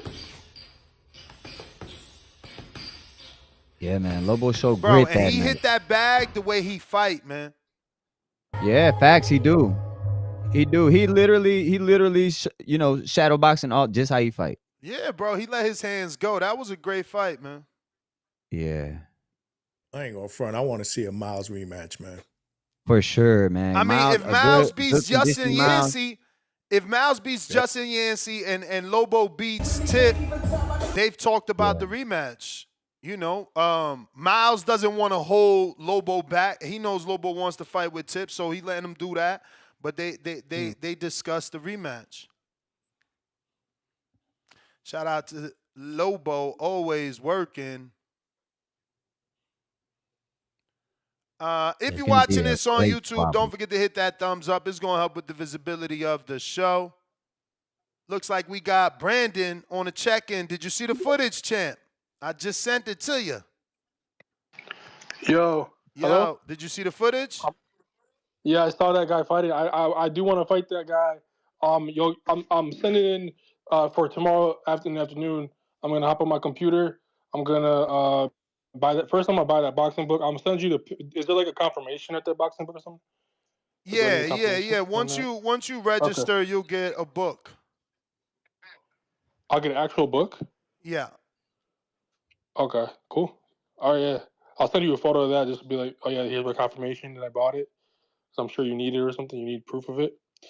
Do I have to bring it to the event too, or no? Yes. You have to have it with you at the event in order to fight.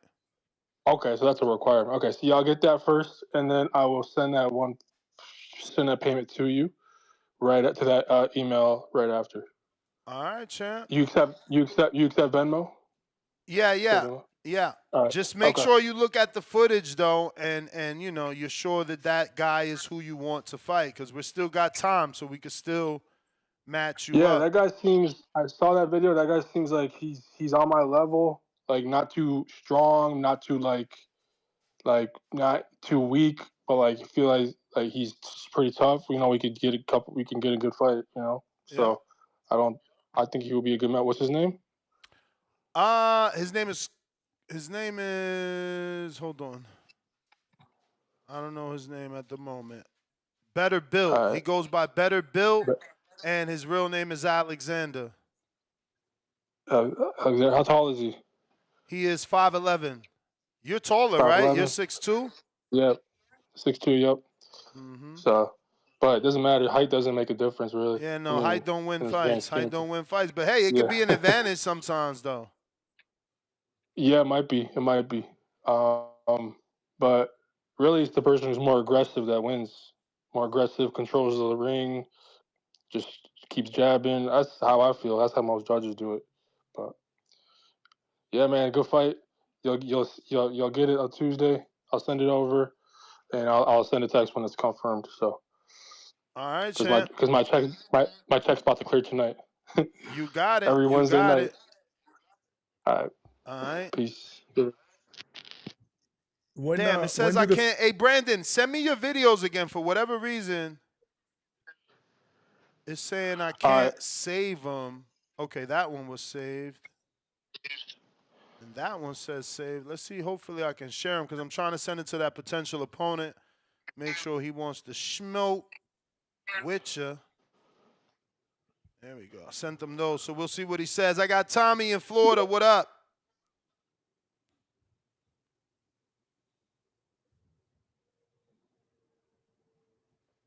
What up, man? You got him? Yep. You sound like you on a Bluetooth, though. I took it off. Sound better now? Yep. Yes, sir. Shout out TVV. I don't know why. Listen, bro. Stop trying my boy Tip like that. I mean, yeah, That little video just showed a little. Yeah, that's nice hitting the bag.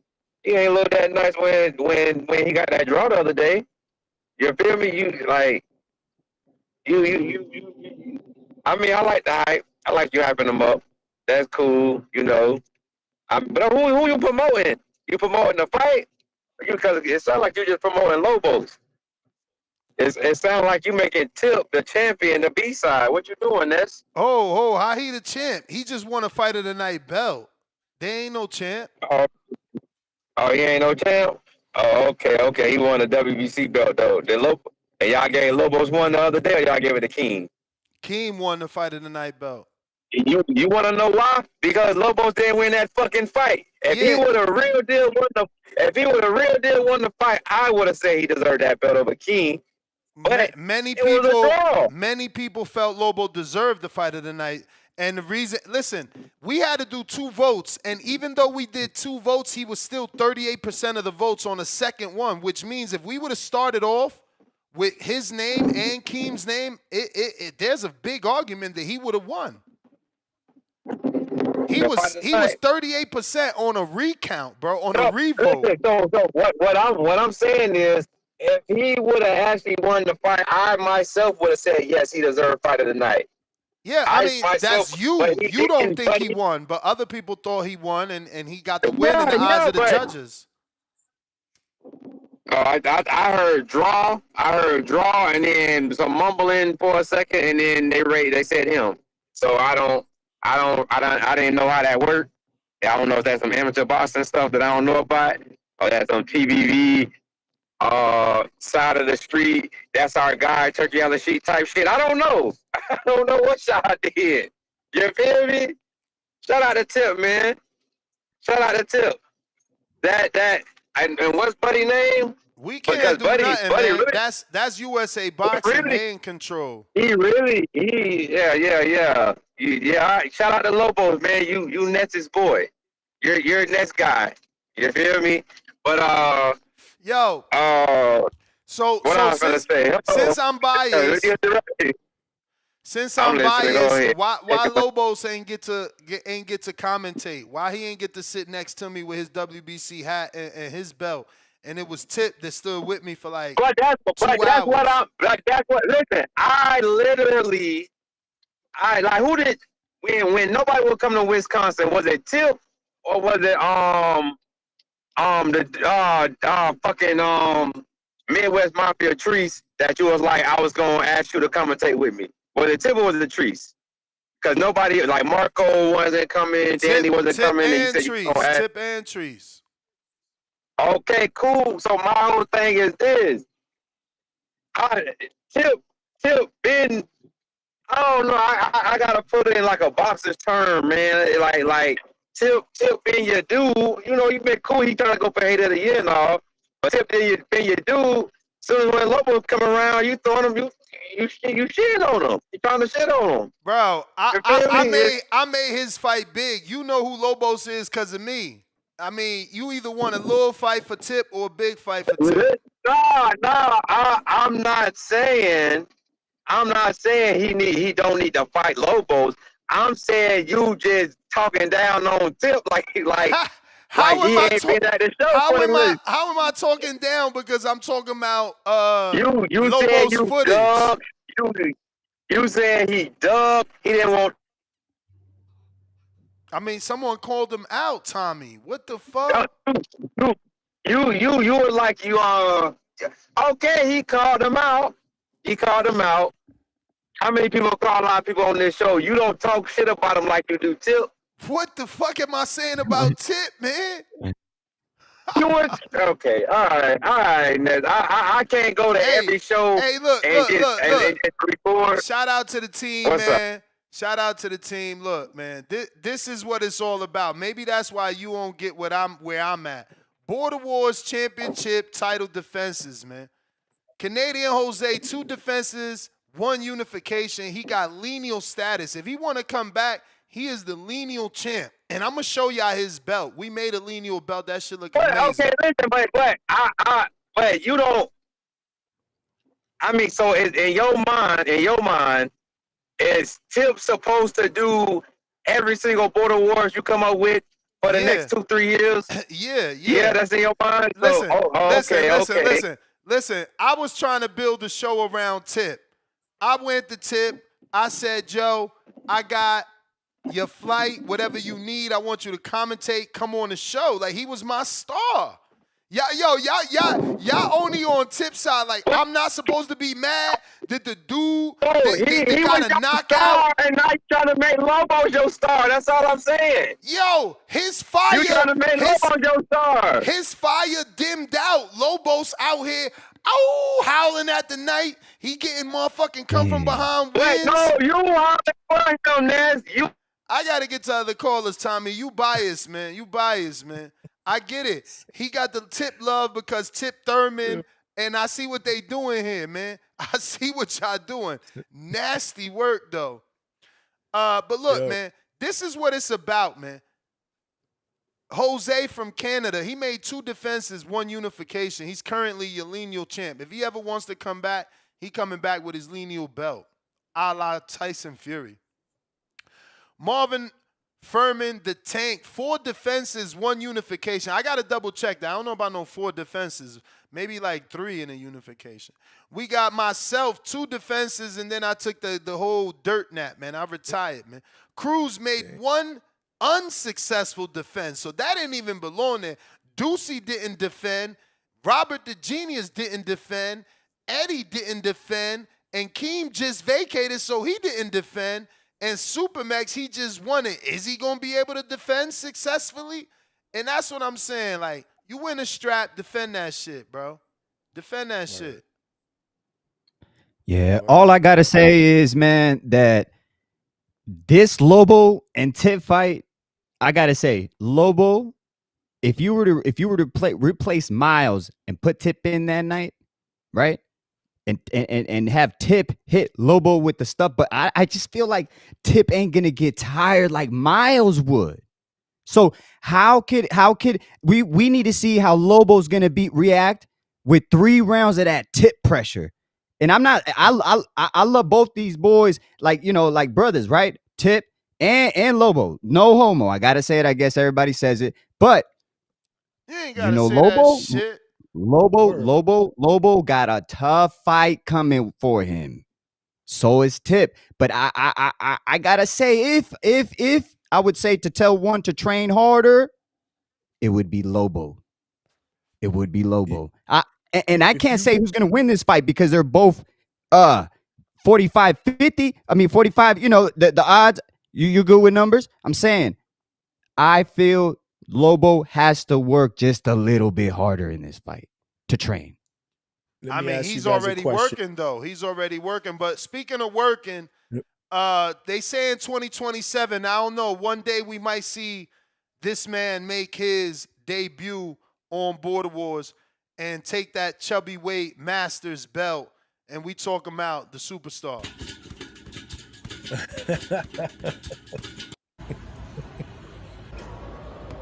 Hey, make sure you say the superstar. What? Look at what? Hey, who want that chubby waist smoke, man?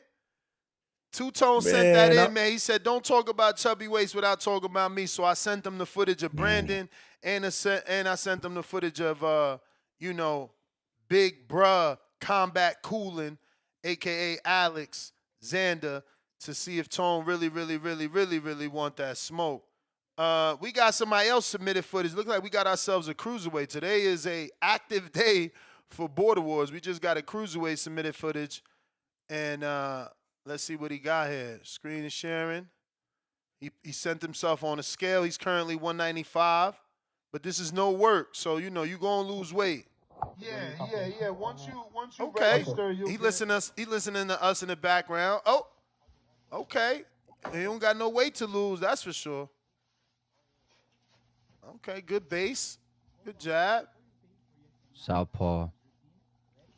Okay, good hook. Oh. Okay. All right, decent technique.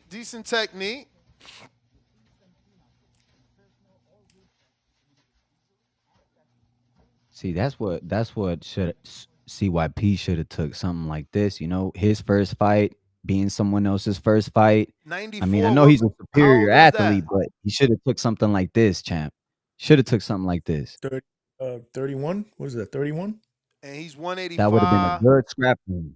Self-taught, no boxing experience. Who we got? Who's My checking man's in? birthday was yesterday, bro. My man's Man. birthday was yesterday. Happy birthday, B. Word. Birthday, Happy champ. birthday. Like, I don't be What making up up? stories about all these fights I had and how bad I My was. bad. My bad. Yeah. Yo, these dudes. Hey, be that on was too a much good stuff. interview you had, Johnny. Good interview. You made CYP feel very comfortable and talk to us, you know, very comfortable. He wanted Two-tone, that we just seen platform. some footage, man. I see you getting ready for 27. Oh 27, shit! man. I'm getting right.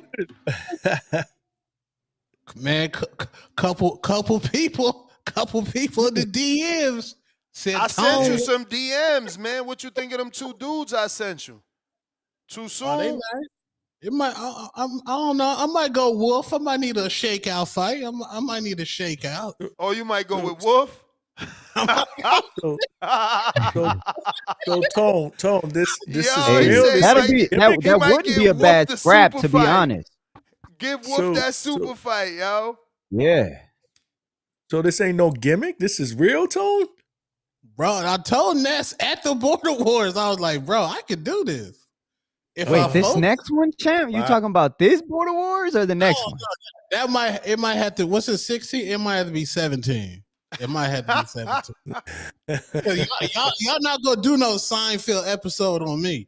The Seinfeld We can build a card around you, champ.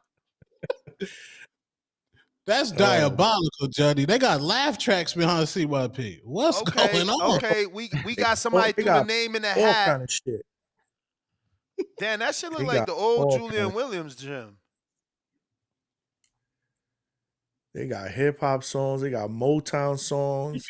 They got Motown, all kinds. that, hey, Motherfuckers got mad time on their hands, I bro. hope Did I you don't see the get a last one? song made after That's me. New Damn. Jersey, Passaic said, "What's up? Do Border Wars 17 here. Look what we got." In Jersey? That's my the man bathroom. salsa in the back. What, you Puerto Rican? Four even foot the ring. bathroom No, looks that's nice. 12-foot ring, 12-inch ring. A lot of Oh, I thought space you were though. foreign. I That's wonder if this nice. is the old Julian Rodriguez Hammerhands gym. This shit look like the Hammerhands old gym. That look lit. Yeah. And we got nice. Laugh Out Loud Pillow sending new footage. Let's go laugh out loud. Hey, let's go, champ. Wait, who he fighting? He fighting Quan? Angel Urina. I got Angel footage in here too. Here you go. This is who he fighting. Laugh Out Loud better get right, because Angel looking like Rayo. Angel looking like Rayo. Damn. Pillow, you gotta get focused, bro. Yeah, man. You got to lock in, champ. You got to definitely lock in. He You see said how all your it takes opponent is moving? You one. got to at least move just like that. Look, you know, Pillow you said gotta all it step takes up. is one, though. 702. He said, look, all it takes is one shot. No, don't think like that. You never, Right champ. I hook. promise you, you never underestimate your opponent, man. That's the best way to go in Nah, there. he naturally He got heavy-handed, popped. though. No, Pillow He got popped. Pillow got popped. Damn, laugh out loud. Ain't nothing Pillow about those shots. Yeah, ain't no. Yeah, nah, man. Homie got popped. He just can't get tired, bro. Yeah, you got to do that for at least 3 rounds, champ. Chunk him. Is he going to be 6 able to minutes. take Angel, though? Here go another one of Angel. Angel on his Ryochenko wave. Yeah, man. Ryochenko. Or he might be a Ramos. Yeah, Ramos. So that's Angel. Yeah, looking good too. Pillow. So they said, nah, that's hard, Be a though. lot of good fights this time, champ. I wish I was young, man. What? You ain't got to be young, bro. I literally watched on YouTube last Old, night. bro. I literally watched on YouTube last night the Masters that took place here in New Orleans, bro. It was like 2 50-something-year-olds in there going at it. I'm like, damn, bro, I got to get my shoulder checked. I'm not going out like that. I definitely am getting back in there if I could get my shoulder not just checked but addressed, cause my shit is hurting. Facts. It came through my algorithm too, and I was watching it. Those guys were pretty old. Not to Yeah, bro. old Did you shame watch it nobody. on YouTube? Yeah. It was very well shot too. It wasn't like a live stream like what we did. It was more like a recap and following this one dude to a pro fight at the Westgate and the New Orleans amateurs. That was high quality footage, and those dudes was old as fuck. I'm talking about old, bro. Old. Like when he Yeah. took his headgear off, I said, "Oh shit, that's all white hair, like old as hell for real, for real." Yeah, but still, man, my Nah, back be acting. you man. chicken, man. You chicken. You going all the way to pro box. Get in the Nigga, you ring and crazy. swing, man. You in the chubby weight division. You could get in there with somebody. 6 Yo, minutes. As Border Wars, I was thinking about it. I was like, yo, I should get up in this shit, bro. It's Oh, hard, Wizard. man. You just Oh, gotta Wizard. train for it. Oh, Everything Wizard, is exactly doable. the reason why I'm no longer. Remember, oh, Wizard, before your injury, I was talking about, I want to fight. Don't nobody want to fight, yada, yada, yada. Because I thought I was going to fight with my injury and all. But after watching your shit get dislocated, I'm pretty sure I'm not jumping in there until I get an MRI for sure. Something's wrong with my shit for sure. And if I move it the right way, when I bring it back down, you hear that shit like grinding. You know what I'm saying? I went to a chiropractor. That wasn't it. He recommended the MRI too. I'm like, damn, they going to force me to You go probably get an got x-ray. torn cartilage. You probably got torn cartilage or some shit in your shoulder, man. Yeah, Or it's got worse, to be. nerve. It's got I don't think it's a nerve. I think it's like he said cartilage because I'm getting that what I believe is bone on bone grinding, but it could not it may not be that, you know. But I got James Benitez who had a fake shoulder injury and now he wants to fight Cliff. So I don't know what's going on.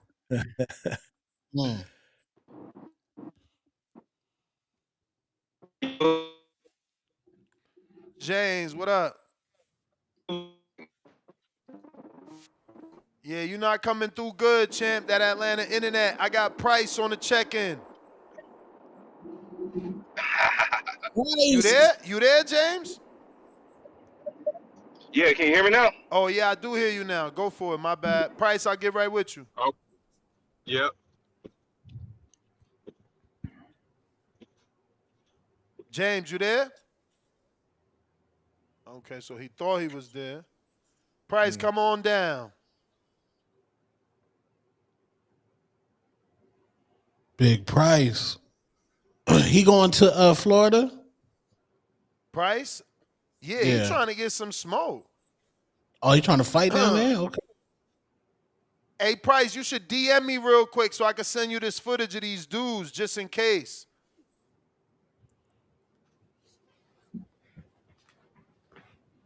I accepted though. What up? Hello? Yeah.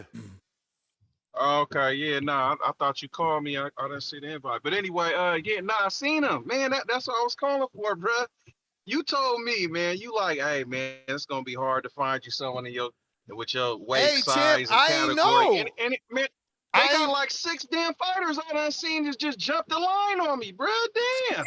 Yeah, they coming out the woodwork. The Masters division is getting crowded. I love it, man. That shit gonna make me come out of retirement. I'm loving it. And that's it. Hey, listen, I'm trying to tell you, that's what they got a little squad right now. I see a few cherries, or they look like cherries, but this the thing, right? I'm over here watching everybody send these damn videos in. This shit is funny as hell, man.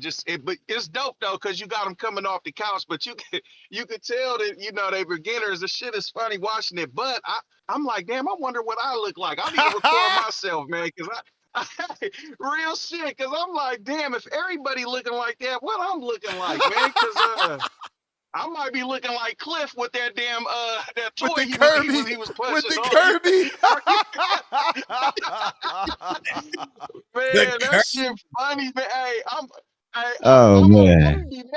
gonna be mad if one of these dudes beat me up, man. How they looking coming off the couch? I'm gonna be dummy hot. You feel me? I'm gonna be mad. But look, Ness, this what I'm gonna do. I'm gonna have to, just to kill all the birds with one stone, right? I'm gonna have to record myself in the gym with Pillow. You feel me? Have him hold the camera, see me doing my thing, and then send it in. That way I could just be on reserve just in case one of these dudes pull out. But what I wanted to ask you was, what's the parameters for the heavyweight masters, right? But then separate from the chubby weight. How do you do what's chubby weight and what's not? Because I don't want to fight a chubby weight. So chubby weight is more about body size. It's more about body size, but the limit is, let me see. We have it written down. I think it's like 5'10", 220. So if they're over say if they 5'11" or 6 foot, are they still chubby weights? Well, because you're saying Tone's yes, a chubby weight. Yes, it goes with it does go according to your body weight. You know what I'm saying? For sure. To your body type, body type. Tone is tall, but he's still a little bit round, so he's kind of there. I'm top heavy. Like everybody qualify for chubby weight. You feel me? That's what it's looking like. Everybody's a chubby weight from just the eyeball. Me looking at the footage So you bring in. The rules say anything under 6 feet, 220 plus. Under 6 feet, over 220. So again, it's for like guys like Johnny. Johnny, what you weighing? Like 225 right now, 5'8"? Mm-hmm. There you go.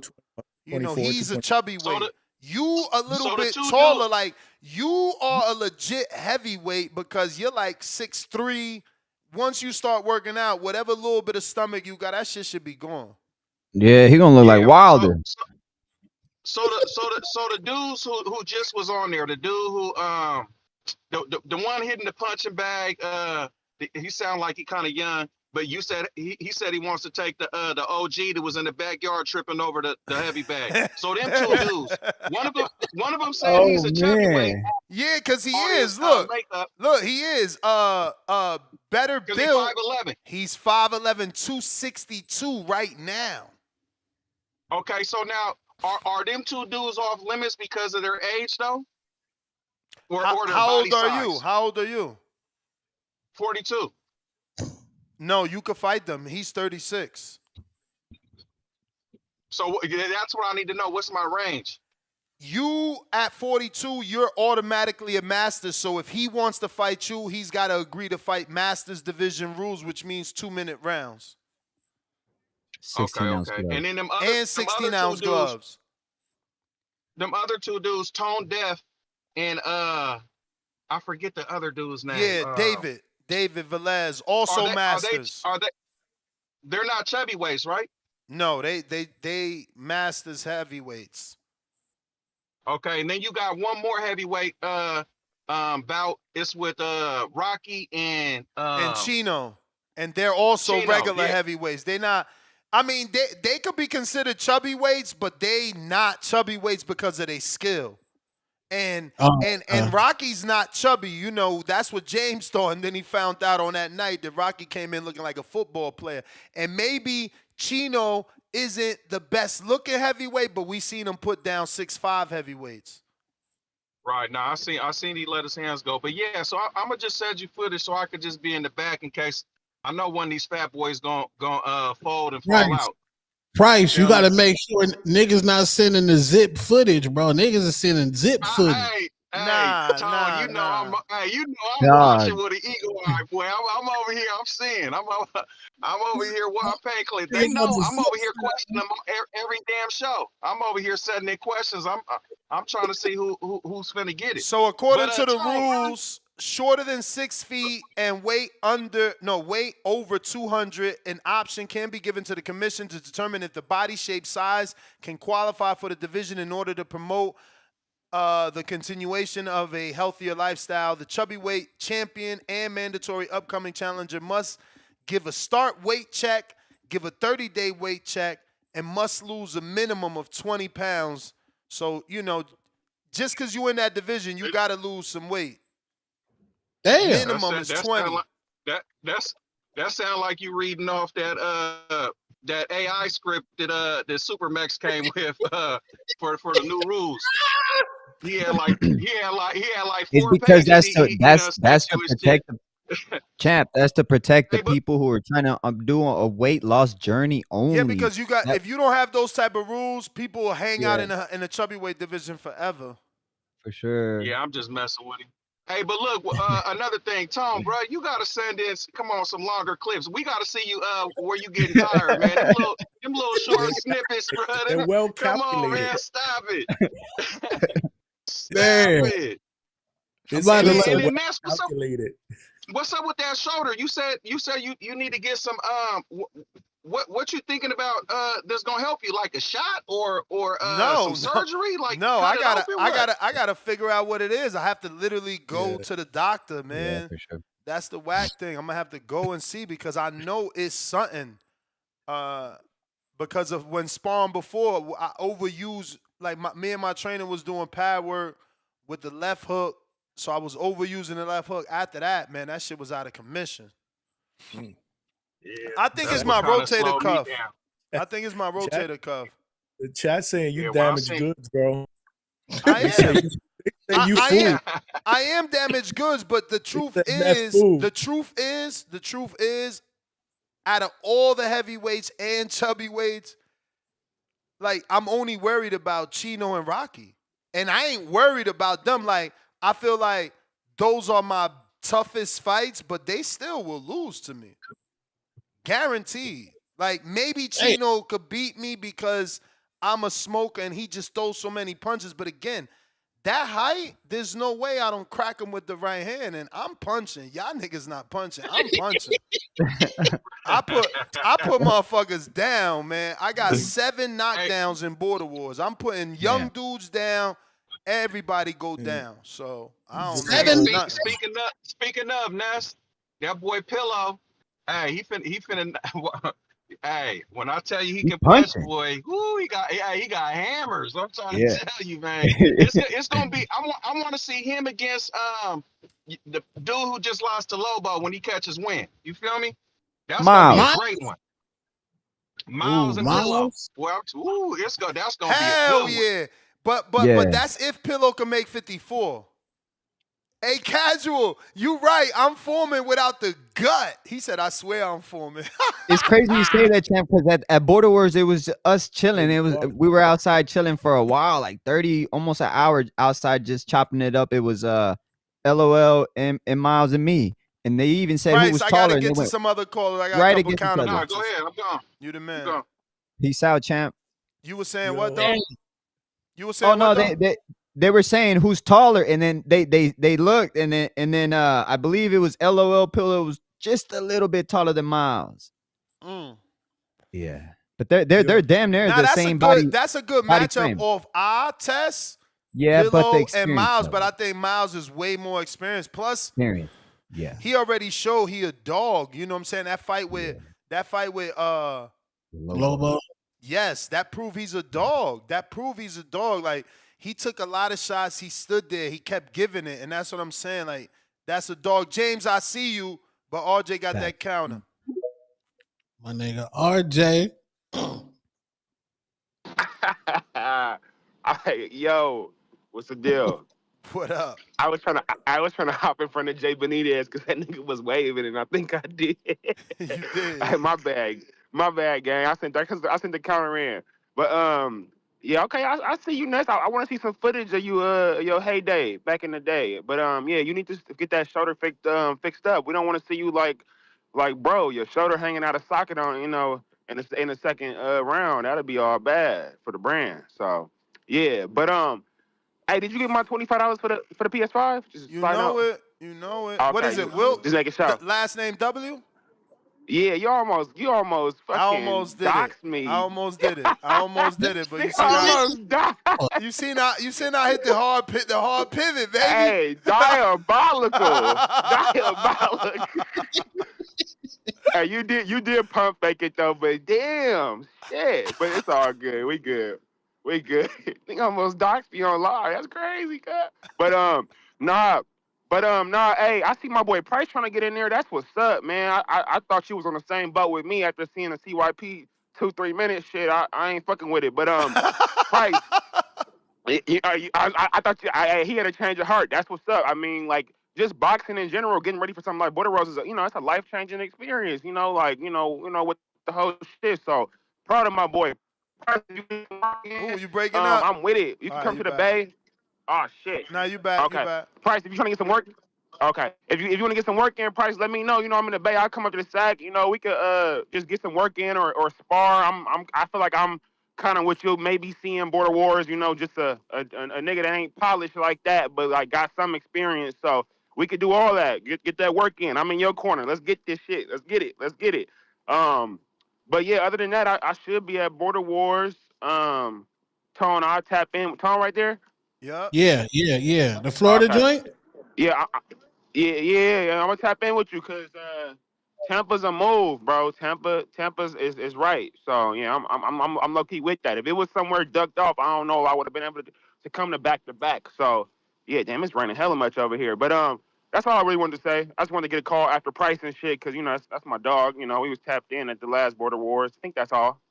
If I got something else, I'll come back in. All right. Yeah, man. Y'all need to make it a thing, man. Tone, you need to take charge. You know, you on your single shit. You know, who want to get with Tone, stay in a dope-ass B&B.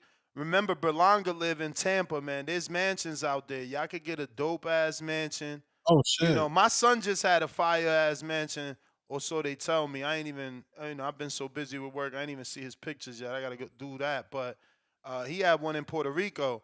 So I say y'all do that, man. Y'all get together, a few people you can trust, and get a spot in Tampa for you young dudes that want to party. This way you just drive. Excuse me. I didn't do that. This way you just drive to Plant City, and then you go back up, shower at your Tampa B&B, and go to the Tampa nightclubs. You know what I'm saying? For those that is into that. You know, because if you into that, that's where you need to go. You need to go find something near Tampa so that you happy and you feel me? You get what you're For looking sure. for. Get a group chat started. Word. Get a team up there, man. Johnny said he down to stay in the Airbnb. Johnny? Oh wow, Johnny, you getting permission from the wifey? Come on, man. Really? You gonna do that on live? Whoa. You think my wife let me go stay at a B&B with a bunch of dudes? Shit. No, I'm thinking. I'm telling you the shit that's happening in this house, man. What you mean? Like, I'm asking some real shit. Really? Your wife giving you the okay to go to a guy's night out at a B&B? Shit. Well, listen, Hey, you already know. Hey, if Tone there, y'all can't talk. Y'all can't talk because you cutting Johnny off. At a B&B. Yeah. What you were saying, Johnny? I said I would prefer to be there the night before because I know that's an early morning affair, and I got, you know, instead of taking a drive in the morning, I'll just hang out, you know, Friday night, and I'll barely be there. That's what I was thinking. Oh, staying the night, you saying? Staying there Friday and staying there Saturday? Yeah, I don't know about the Saturday night hanging out. Yeah, they trying to get you to go to the club so your wife can hit you with the trates, man. Hit you with the the doghouse, Johnny. My wife Puerto Rican. Hey man, y'all can say damn that's all you want, and shout out to everybody that said that's real and real facts, bro. Listen. I don't got time to run around here trying to be this big macho man and fake like I get to do whatever I want. No, man, we in a real relationship where it's a give and take, man. You if you love someone, you don't walk over them. So when you love someone, you don't just treat them bad. Oh, how I feel so sad. Yeah, man, y'all got to know how to treat your spouse, man. You know, we a team trying to win together, man. So any moves I make, I gotta definitely make sure she's okay with. And again, I just don't think I don't even gotta ask. Like that's a weird conversation. How do you tell your wife, hey wife, I'm gonna go stay at a B&B even though I live in this same state, I'm gonna just be in another city. And Tone is hosting it. I'm not gonna stay in this city, but I'm gonna stay in that city at a B&B with these guys. Like, yeah, how do you get that off, man? But the Yam God is the host. Yam God's the host, and they think I'm gonna be able to go. James, what up? Shout out to 702. He said the Yam God. Yo, my bad. What's up, Ness, man? What's up, Tom? What up? Ain't shit, man. Look, man, Nah, man, I'm not. I'm probably not gonna partake in the festivities of going to the nightclub with y'all, man. Cause I'll say about 8 out of 10 chance I'm probably gonna have me some nice work down there in Tampa. You know Okay. how I rock, man. So yeah, I'm probably gonna have some Tampa work and everything like that. And I don't need to have a B&B, man. I can just stay at my dad's house in Sorrento. So I'll probably just head back to the O In right after the in events and everything like that. Sorrento? Where's Sorrento at? Northeast Orlando. Okay, Orlando. No, man. Mm, Yo, Florida got so many cities I don't even be knowing what's what. same here. Yes, I'll probably head back out there, man. But y'all have fun though, man. Y'all have fun. But nah, man. Shout out to Price though, man. He still wants to bring Border Wars to the Bay, man. That shit crazy. But shout out to him though, man. But I do like that he wants to be a stand-in. I don't think Brandon's a good fight for the military guy, man. I think he's gonna be way too aggressive for crypto, Brandon. He What did military competitive guy? boxing. The one I that the think one that didn't you? the, Yeah, the one the that guy that fell? tripped over the bag. Oh, Fuck yeah, really? man. That dude gonna he gonna bully the shit out of him. If he was part of any Army competitive team or whatever boxing team, bro, he got a lot of reps in, a lot of sparring through them years. I think to be on one of those teams, you got to So he sign was like a two catfishing? a 2 year a 2 year commitment. Nah, if you don't want to competitive teams, you got to sign one of them 2 year commitments, Yeah, bro. but was he So catfishing because the shadow boxing ain't tell that story? nah, he might just be. We lost you, champ. You? Hear me? Yeah, we hear you now. You hear me? We hear you now. Breaking up. Yeah, he falling out. He's driving. And look, I'm just gonna have to catch on. I got too much. You I breaking probably up, champ. You breaking up. okay. It's that Atlanta internet, you know. It's choppy, very I choppy. was Can't about make to it out, go champ. to you, Travion Shaw, but you jumped out, so you need to request yet again. We got Ray in the building. What up? Yo, y'all can hear me? Yes, sir. Yes, Hey, shout sir. out to you, Ness. Any of the faithful lame dudes wanna link up out there after Border Wars? You know, cause I got a wife, I got an old lady just like Ness. I ain't doing that. The first day I told her, hey babe, I finally got a fight locked in. I've been hassling Ness. He finally got me a fight. First thing she said, all right, when's the date? So I could book us a hotel. I ain't going out there by myself. No, You better than already that. know. Hey, listen.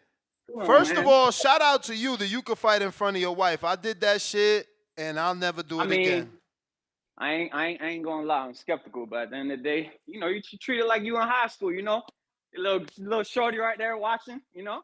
Got the Nah, whole school that's over there. tough. That's tough fighting in Yeah. front But of the wife. nah, Fighting in front of the I ain't wife. gonna lie. I ain't gonna lie. It's gonna increase the nerve for Shout sure, out for to sure. Keem. But Keem did what up? that too multiple times, bro. He's Oh comfortable with yeah. that.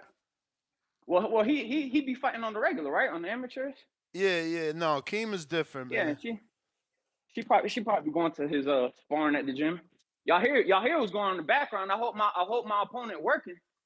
I hope he working.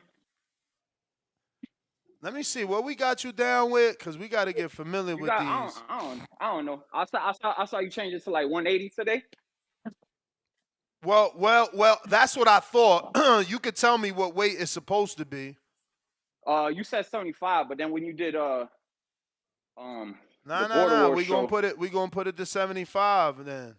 All right, yeah, cause Yeah, shit, you I got this fight son for me. you fight Hansley. Yeah, that's a good fight on the strength that I know he's gonna show up. That's an Anthony Forbes guy. Anthony Forbes is a stand-up guy. Okay. He's fought on so Yeah, many I border hear him a lot. wars. I hear him a lot on here. And I mean that dude drove from Florida all the way to Wisconsin just to spar. And Oh shit. yeah, no, listen, if he says something, you could believe it. So that's his boy. He vouched for him. I'm He sure goes he's by gonna be anything else? there. Who? Like his what's his alias on the show? Anthony Forbes? No. Hainsley, right? My opponent. Yeah, Hansley. No. I think he's new. If anything, I Oh, think okay. maybe he's like the spawn partner that we've seen in the past without realizing it. Whenever Forbes was sending Yeah. some spawns, so maybe that was Hansley in the headgear. I don't know, but he's new. Okay. Yeah, I mean, I know I sent you a couple different like me doing different workouts, man. You only sent me the one, but it's my first fight in a long time, and I got them smoker lungs too. I'm actually getting ready to quit, put the ganja down. Damn. Yeah, I know, bro. I'm gonna be. Hey, that's how you know he better come ready, boy, because I'm gonna be Yeah, man. stressing. Damn, he kicking Yeah, the that's how you know you're taking it stressing. serious too. What was that? What was that 702? That's how you know you taking it very serious too. Oh yeah, I mean, I feel it. You feel me? Even though I'm in Florida, the humidity and shit. We've been getting like these weird ass cold fronts though. But yeah, I feel it, man. When I go running and shit like that, I definitely feel it. So I decided to, once I got locked in with a fight, I'm gonna put it down. I'm gonna, you feel me, roll up a couple ones with my right hand man next weekend, and I'm a dead until after then. But after the fights, you feel me? Anybody want to spark up? We see what we get into. What's the events for that whole weekend? Cause there ain't really a pro fight schedule, so we ain't doing like no watch party after. No pro fight schedule yet, but I'm sure we'll get something from here to there. By the time that time comes, I'm sure we'll get something on the docket. But this is And you Ray. be in Florida from a long time, right? Say what? I said you be in Florida for. I know you got the whole shit going on with your I Vegas mean, I crib. would hope I'm down there already a couple months out before this. Yeah. Oh, you playing that video? Yeah, I put a little a little Sunshine State jingle in there. All right. Yeah, I got But it yeah, down so we could talk. like I told you, I slid by that gym, up by me. I talked to dude. I mentioned, So wait, you if he say had you any haven't fighters. fought in a while. What's that mean? Do you have amateur fights? Because your opponent needs to know No. Yeah, It's looks like like you I got said some in the experience, DM. champ. I used to fight at the. I mean, it's just natural, bro, and I guess just me studying film like so much, and Yeah. I just Like it looks like I may have fought, but I ain't fought before. I used to get like I said, I went, and I believe that's the reason why I kind of like backed out of it. Because I used to go down, like I said, to Pembroke Pines Middle, down in it's like near Lauderdale a little bit. But every time I go, I wouldn't get really matched up. So I guess that just kind of like, you feel me? I was like dead. We're trying to keep going with it. All the other gyms were a little too far from me too. But yeah, I'm gonna get it. I'm gonna get But back how there. Just close waiting are for you the to Alex? headgear. Cause ain't you Alex boy? Nah, that he ain't my boy. I mean, that's my dog now. He's helped me the most when it comes to the show and shit like that. I reached out to him when I started watching the show.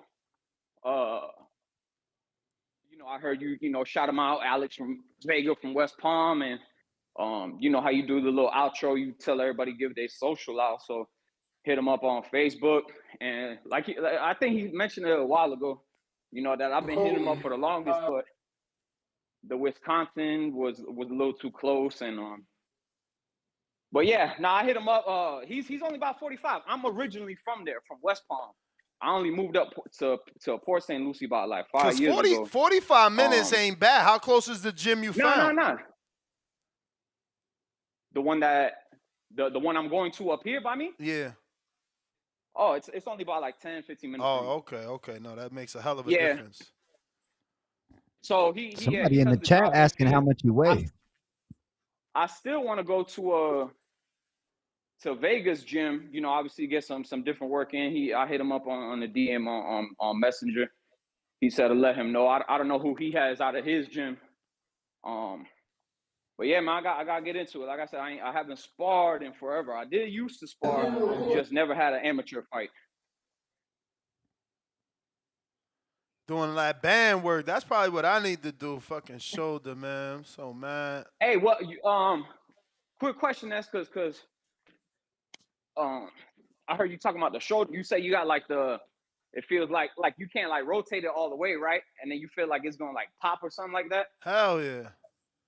Yeah, that's like the rotator cuff. Yeah, no, I know it is, man. From the grind.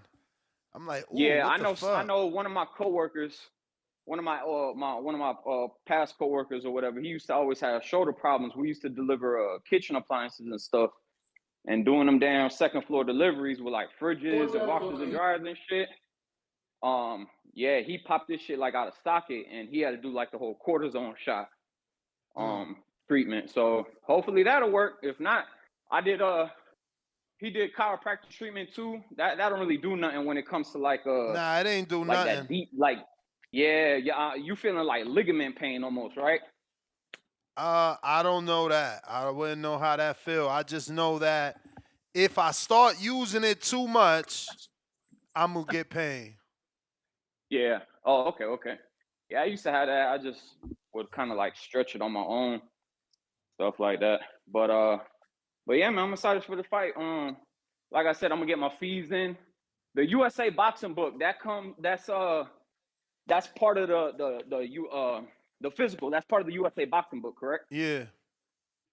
So I do that prior and then apply for the USA boxing book, or how does that go? Yeah, you can apply for the USA boxing book, and then they're gonna give you like something to download to take to the doctor to fill out, and then you upload that to the system. Okay. And what's it's the Conquer app, right? Yeah. That's what I'm supposed to download. Once the date gets approved with USA Boxing, then it'll be on Conquer. Right now we pre-matching with us, but you know we already applied for the sanction. So once they give us the green light and it's official, and I pay, then we go to Conquer. All right.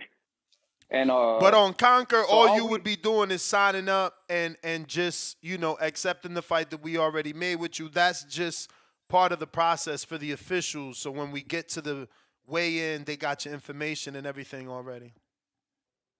Okay. So as far as what we need to bring, it'll just be obviously our boxing boots, headgear, and cup. Yep. They and provide, then they provide the gloves and hand wraps, or we bring our own hand wraps? No, you bring your own hand wraps. They provide the gloves. You bring your own hand wraps. All right, for sure. Yeah, man. If you listening, Hansley, I hope you're getting that work in, baby, because I am. I got to drop weight. I told the old lady too, I'm gonna do it the professional route. The last month, I can't get in them cheeks. Shout out to Tone. Got to shut down the yams for the last month. And yeah, I'm gonna put that ganja up, man. So I'm gonna be stressed out, but I'm gonna take my anger out on that boy. So I hope he come in. Who's his boy? That you said again that he's from the community, from the community? Yeah. Yeah. Let him know, man. He better get right. Told me is that conditioning from the weed. Other than that. We got the return of Bishop. Bishop coming back, but he a Masters. He like 50. We need another Masters heavyweight. But all right, man, I'm gonna get at y'all boys. I'll hit you up if I need any more info, and I'll let you know when I send that money for the fee and stuff. Peace, King. All right, y'all boys. Be smooth. We got James King Counter.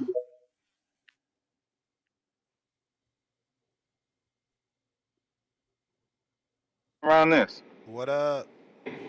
Yo, man, my bad about the service and shit. I kept on getting calls in between and everything the last time. But look, man, why y'all niggas keep lying to LOL, man? You know he ain't look good, man. Feet coming off the ground while he hitting the bag and shit. Them uppercuts wide as shit, bro. Angel looks much better. And LOL, man, that's one reason why I wanted to hurry up and call back in. Yeah, we can lock in that $100 bet, man. I don't believe you're gonna win, bro. I really don't believe you're gonna win. But I fucks with you though. But I'm just here just to tell you the truth.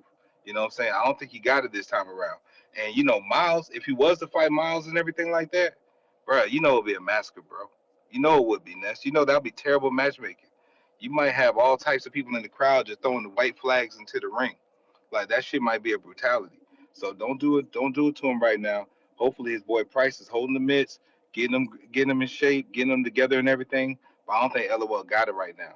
Shit, at this point, man, hopefully if Price could, man, I wish Price could just step in the ring for LOL, man. Because Angel gonna put them paws on him, man. But that's just my personal opinion. Also, El Lobo, man, shout out to you, man. You putting in some hard work. I see you working on your hand speed and everything like that, trying to get ready for Tip. But I think Tip's gonna have the showcase fight of the night again, man. I really believe in that boy Tip. So Lobo, man, just make me a liar and don't get stopped, because I believe my man Tip's gonna do that. 702, I want to give you credit. You definitely look good in the ring for being out the ring so long. So shout out to you for that. Other than that, I really ain't got much. Yeah, it's all good, man. It's all love, man. You know, I just keep it real, man. Like, I'm not gonna hate on you because you actually doing your thing, man. But that nigga LOL, come on, man. Like, you just a nice guy. You just a nice guy, and it's all cool. But you know, you can keep it real with these niggas, man. It's all cool. But other than that, Ness, man, I ain't got nothing much, man. Shout out to you. Shout out to the community as always. I'll catch you later. Peace. All right. Yo, Now when this is a fight. You see, this Yes. this is a dude you gotta quit smoking for. Dang, those bodies. Damn, he look like You know me. how I can tell this guy's down, champ? Look. Look at the socks. Dog, if you sock check this fool right here, he's always gonna be down. Sock check. You're funny. Bro, I'm telling you. And the music, yeah, man. You gotta be careful with this guy right here, man. Hey, who's that? That look like me. He said he want tone. That's the name that wants to. Oh, that's a tank fan. Y'all trying to set me up. Damn, look at that left hook. Bro. That left Tone, hook to the you don't body. want that smoke. Oh. Price, what you said, Price? This the one you want, Price? He's cocking. Yo, Look, he's yo, playing Tone, baseball with it. Nah, that nigga he too experienced, B. He said trying to get in shape for it. Nah, I don't think he's trying to fight. I think he's just sending in the footage. Imagine that hooking your kid. Oh. Imagine you get hooked hitting the kid with that shit right now. I'm gonna take a tank knee, grease in my eye. Straight up. Yo, when is the fees due, Ness? Beard grease in my I don't have a deadline yet. I'm waiting. Once I get the sanction and that's clear, then I know I gotta pay Pro Box. You feel me? Then we start talking about dates. But if I matched you or I sent you potential opponents to match with, send them fees because I already did my job. I'm doing my job as we speak. A lot of these dudes getting it done for free. I'm matching them without them sending it just because I love what I do in terms of this shit. Like, look, Yum is back. He was supposed to fight Old Wizard. That never happened. Damn, poor old Wizard, man. Let me know for my little man. I'm gonna get my little man up in there. Yeah, no, I mean, 702 got to let me know if his son wants it. If not, we gonna pivot to someone else. Also, 702 King Drew said, "I would love to box 702 boxing. If he picks me, I'll watch his videos. His videos too. A very much respect. I just finally want to get in my first fight, and since he got a name, it would be a big fight for the event." Dang, I told you it's not easy. It's not gonna be easy for me. Nothing is gonna be easy for 702. I knew it. I know, and you know, I kind of felt it was gonna be like that, and that's what's gonna push me to be better. It's gonna push me, champ, because I got the young ones coming after me, you know, and I get this guy, man. You got to inspire Johnny, man. Okay. Johnny, you got to get in there. Let him get another one under. That way he can see another one live. That's what inspired me this time. I'm gonna be at the live one. But yo, if Tone does 17, maybe I'll do 17 with Tone. Oh, let's go, Johnny. Khaled, what up, Indiana? We'll see how it plays out. We'll see how it plays out. Is it on the west or the east? What up? What up, real quick, gonna comment on this previews and predictions. My man Jermaine Ortiz on this card. Damn. Yes, Jermaine sir. Ortiz on. Yeah. Cool. All right. Jermaine Ortiz fighting Saturday? Yeah, he fights Saturday on the Berlanga card. Let's go. We didn't get the interview. He always pull up. I ain't even hit him up. We gotta talk to Ortiz. Yeah, I think my man Jermaine, like he been moving up in the rankings. with this win right here, depending on how he look, he might move back into that contender shit. You know what I'm saying? I like Jermaine.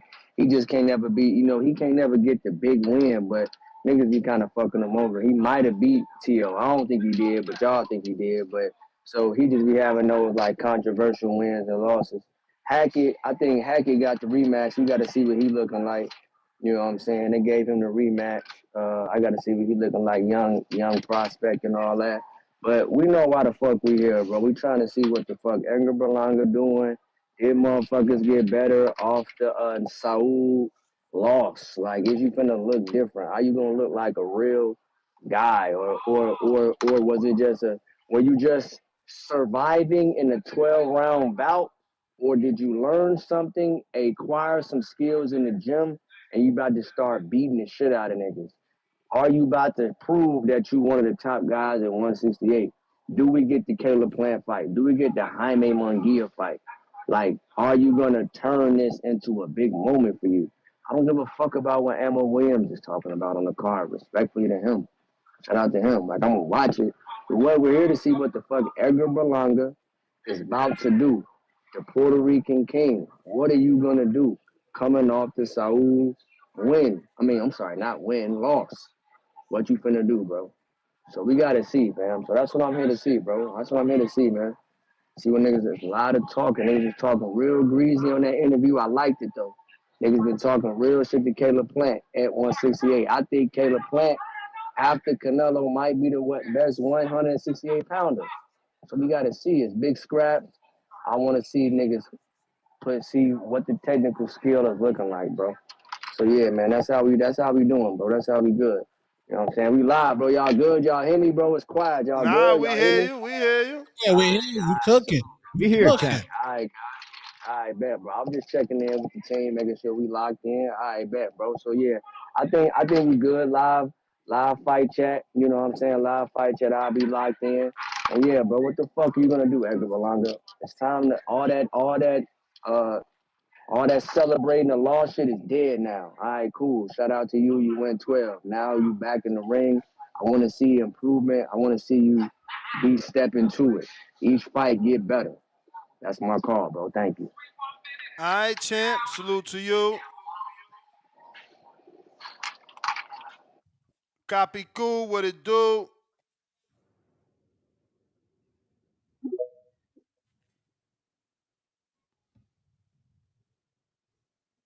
Good, gentlemen. What's going on, gentlemen? What up? Nah, I'm real about it. Ness. I ain't playing. I remember I've been telling you I've been trying to get clear for a minute. So just working on some kinks. But I'm just trying to get down in shape. I'm 280 right now, 6'0".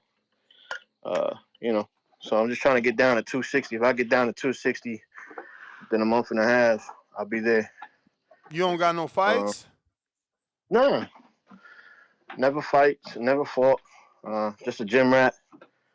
Just learn how to fight, and that's it. What's your You height? know, 6'0". Okay, 6 feet and 260 right now. Nah, I'm 280. I'm 280 right now. That video I just sent you, that's me 280. That was today.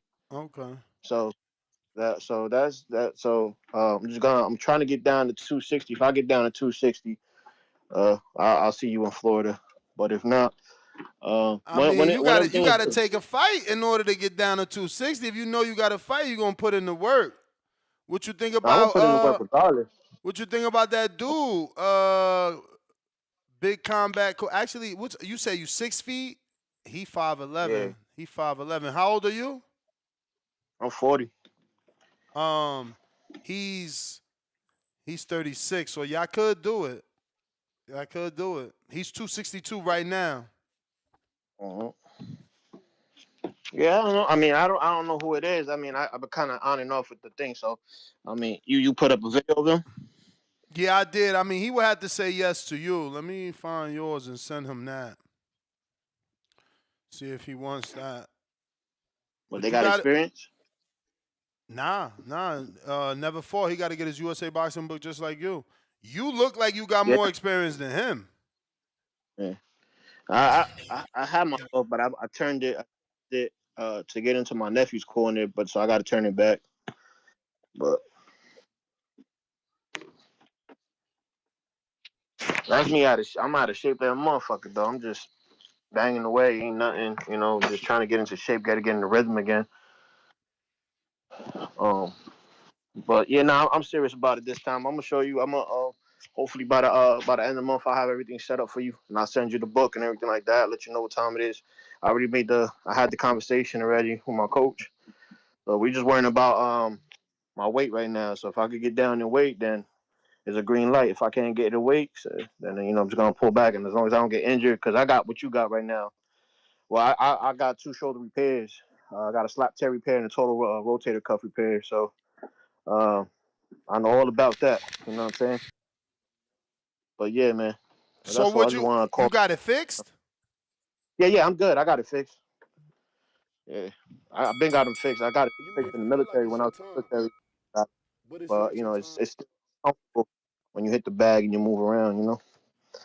From time to time it gets a little agitated, but I'm good right now. All right, champ. But that's what we talk. Yeah, I sent dude your footage. We'll see what he say. You know, everybody gotta agree. And then we can see what happens. We got B Lopez. What up? You got me? We got you. It's Bilo the dog from Phoenix. What Yo, up? salute to the pan. Yo, that Big dude you guys showed. Phoenix. Yes, sir. West Phoenix. But no, the dude, 702, I think, said had the sock check him. That dude's socks probably go to his neck. But now on this morning's topic, bing, bop, boom, bop, bam. One time looked good. Man, I forgot how good of a mouthpiece he got. He was talking to the I think, reporters after the fight, man. He talked so good. What else we got? If for this weekend's fights for the zone, looking forward to that card too. But yeah, I think Edgar Berlanga was going to obviously be the most watched. I mean, I like Ammo, but obviously Berlanga coming off that Canelo loss, everybody's looking forward to see what he can do. Oh, Ness, I don't know if you heard of the knees over toes guy. Nah. Check him out. He has some like good shoulder and like knee like longevity and just repair stuff. Knees over toes guy on YouTube. He has some good stuff. But for Border Wars, I might be interested too. I'm actually probably going to get my USA book and then probably start sparring here in Phoenix. I don't know if you know of any gyms, Tone, but I was going to hit up Sonny's. So they do some Yeah, sparring there. go to Sonny's. Yeah, go to Sonny's, bro. Mickey Baby over there too. So yeah, I'm pretty close to there. I'm probably like 15-minute drive, and I reached out to them yesterday, and they spar on Tuesdays and Thursdays. So I'll probably pop in after I get that book and see what's up. Because I mean, I'm in the gym, but just not like that. Not like in boxing shape, but I stay in the gym. Yeah, go to Sonny's. That's lit. Or David Benavidez gym. It's on 51st Avenue or something. But yeah, his gym What's lit it too. called? Bandera something. You follow me on the gram? Nah, man, that's another thing I was gonna ask you, Ness. I don't got no social media. Is there any way I'd be able to send Right here on through like Discord. On Discord. Discord? Yup. All right, Message me on for sure. Discord private, and I'm able to download it. All right, for sure. Y'all reach out then. But no, I don't got Instagram, Tone. Okay. Well, I'll send you that information somehow. Or get a Twitter, bro. You got to get a gram, bro. What you married? Yeah, I am. Yeah, that dog got to stay in the cage, bro. Yeah, bro. Y'all gotta stop liking all them damn pictures. I'm Nah, staying man. out the night. I just be trying. I ain't trying to be on my phone, so that's why I deleted all social media. I mean, I didn't really have much to begin with, but I'm just trying to stay off my phone. I mean, you guys are probably when I'm mostly on my phone, just listening to y'all. Yeah. But no, Yeah, I I'll be appreciate staying the out. time, Ness. I'll hit you up on Discord. All right. All right.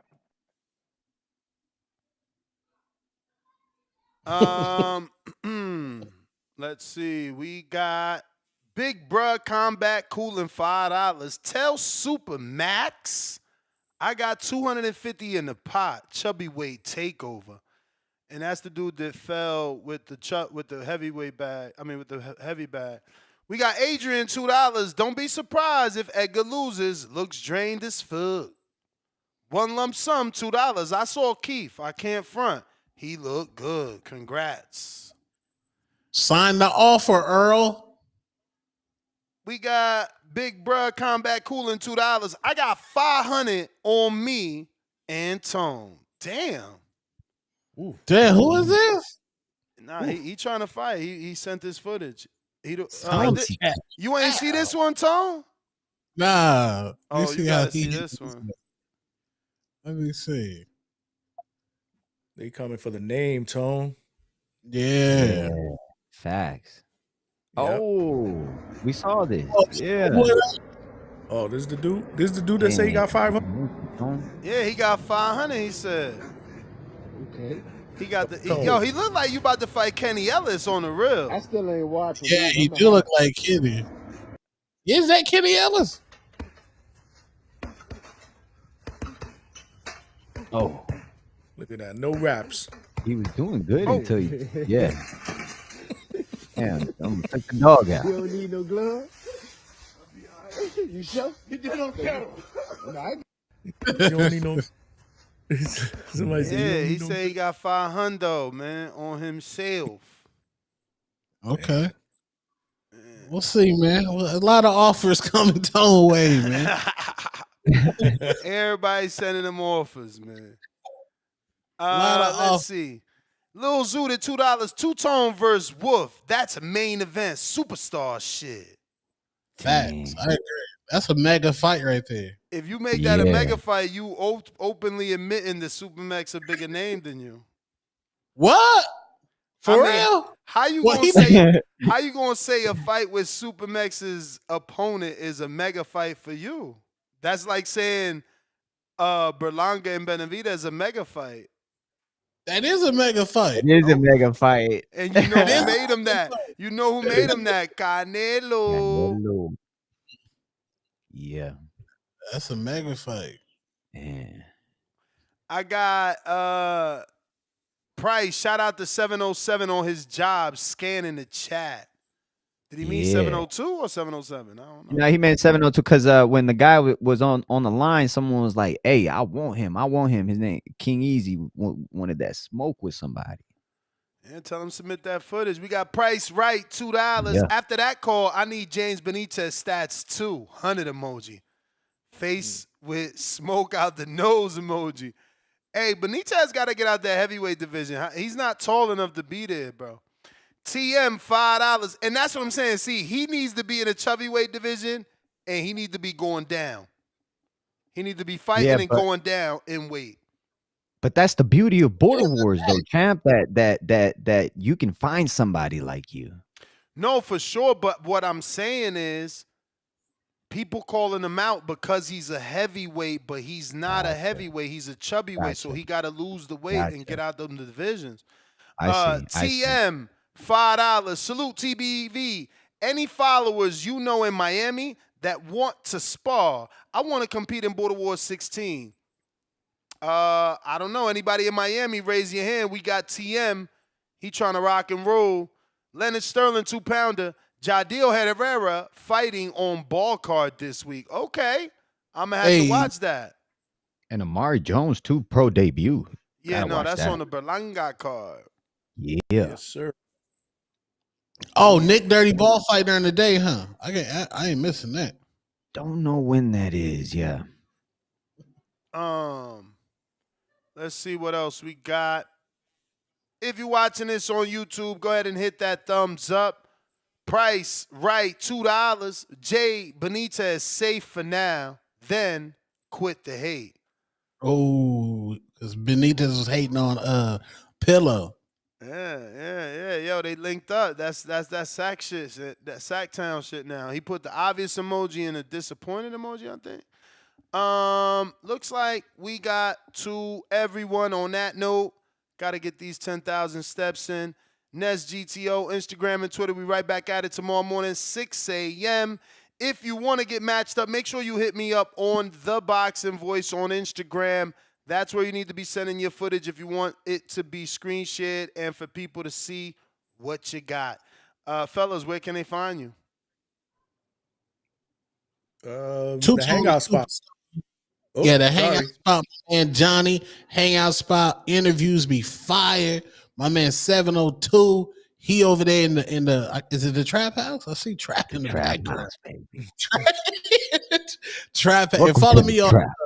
YouTube, Two-Tone the Superstar, man.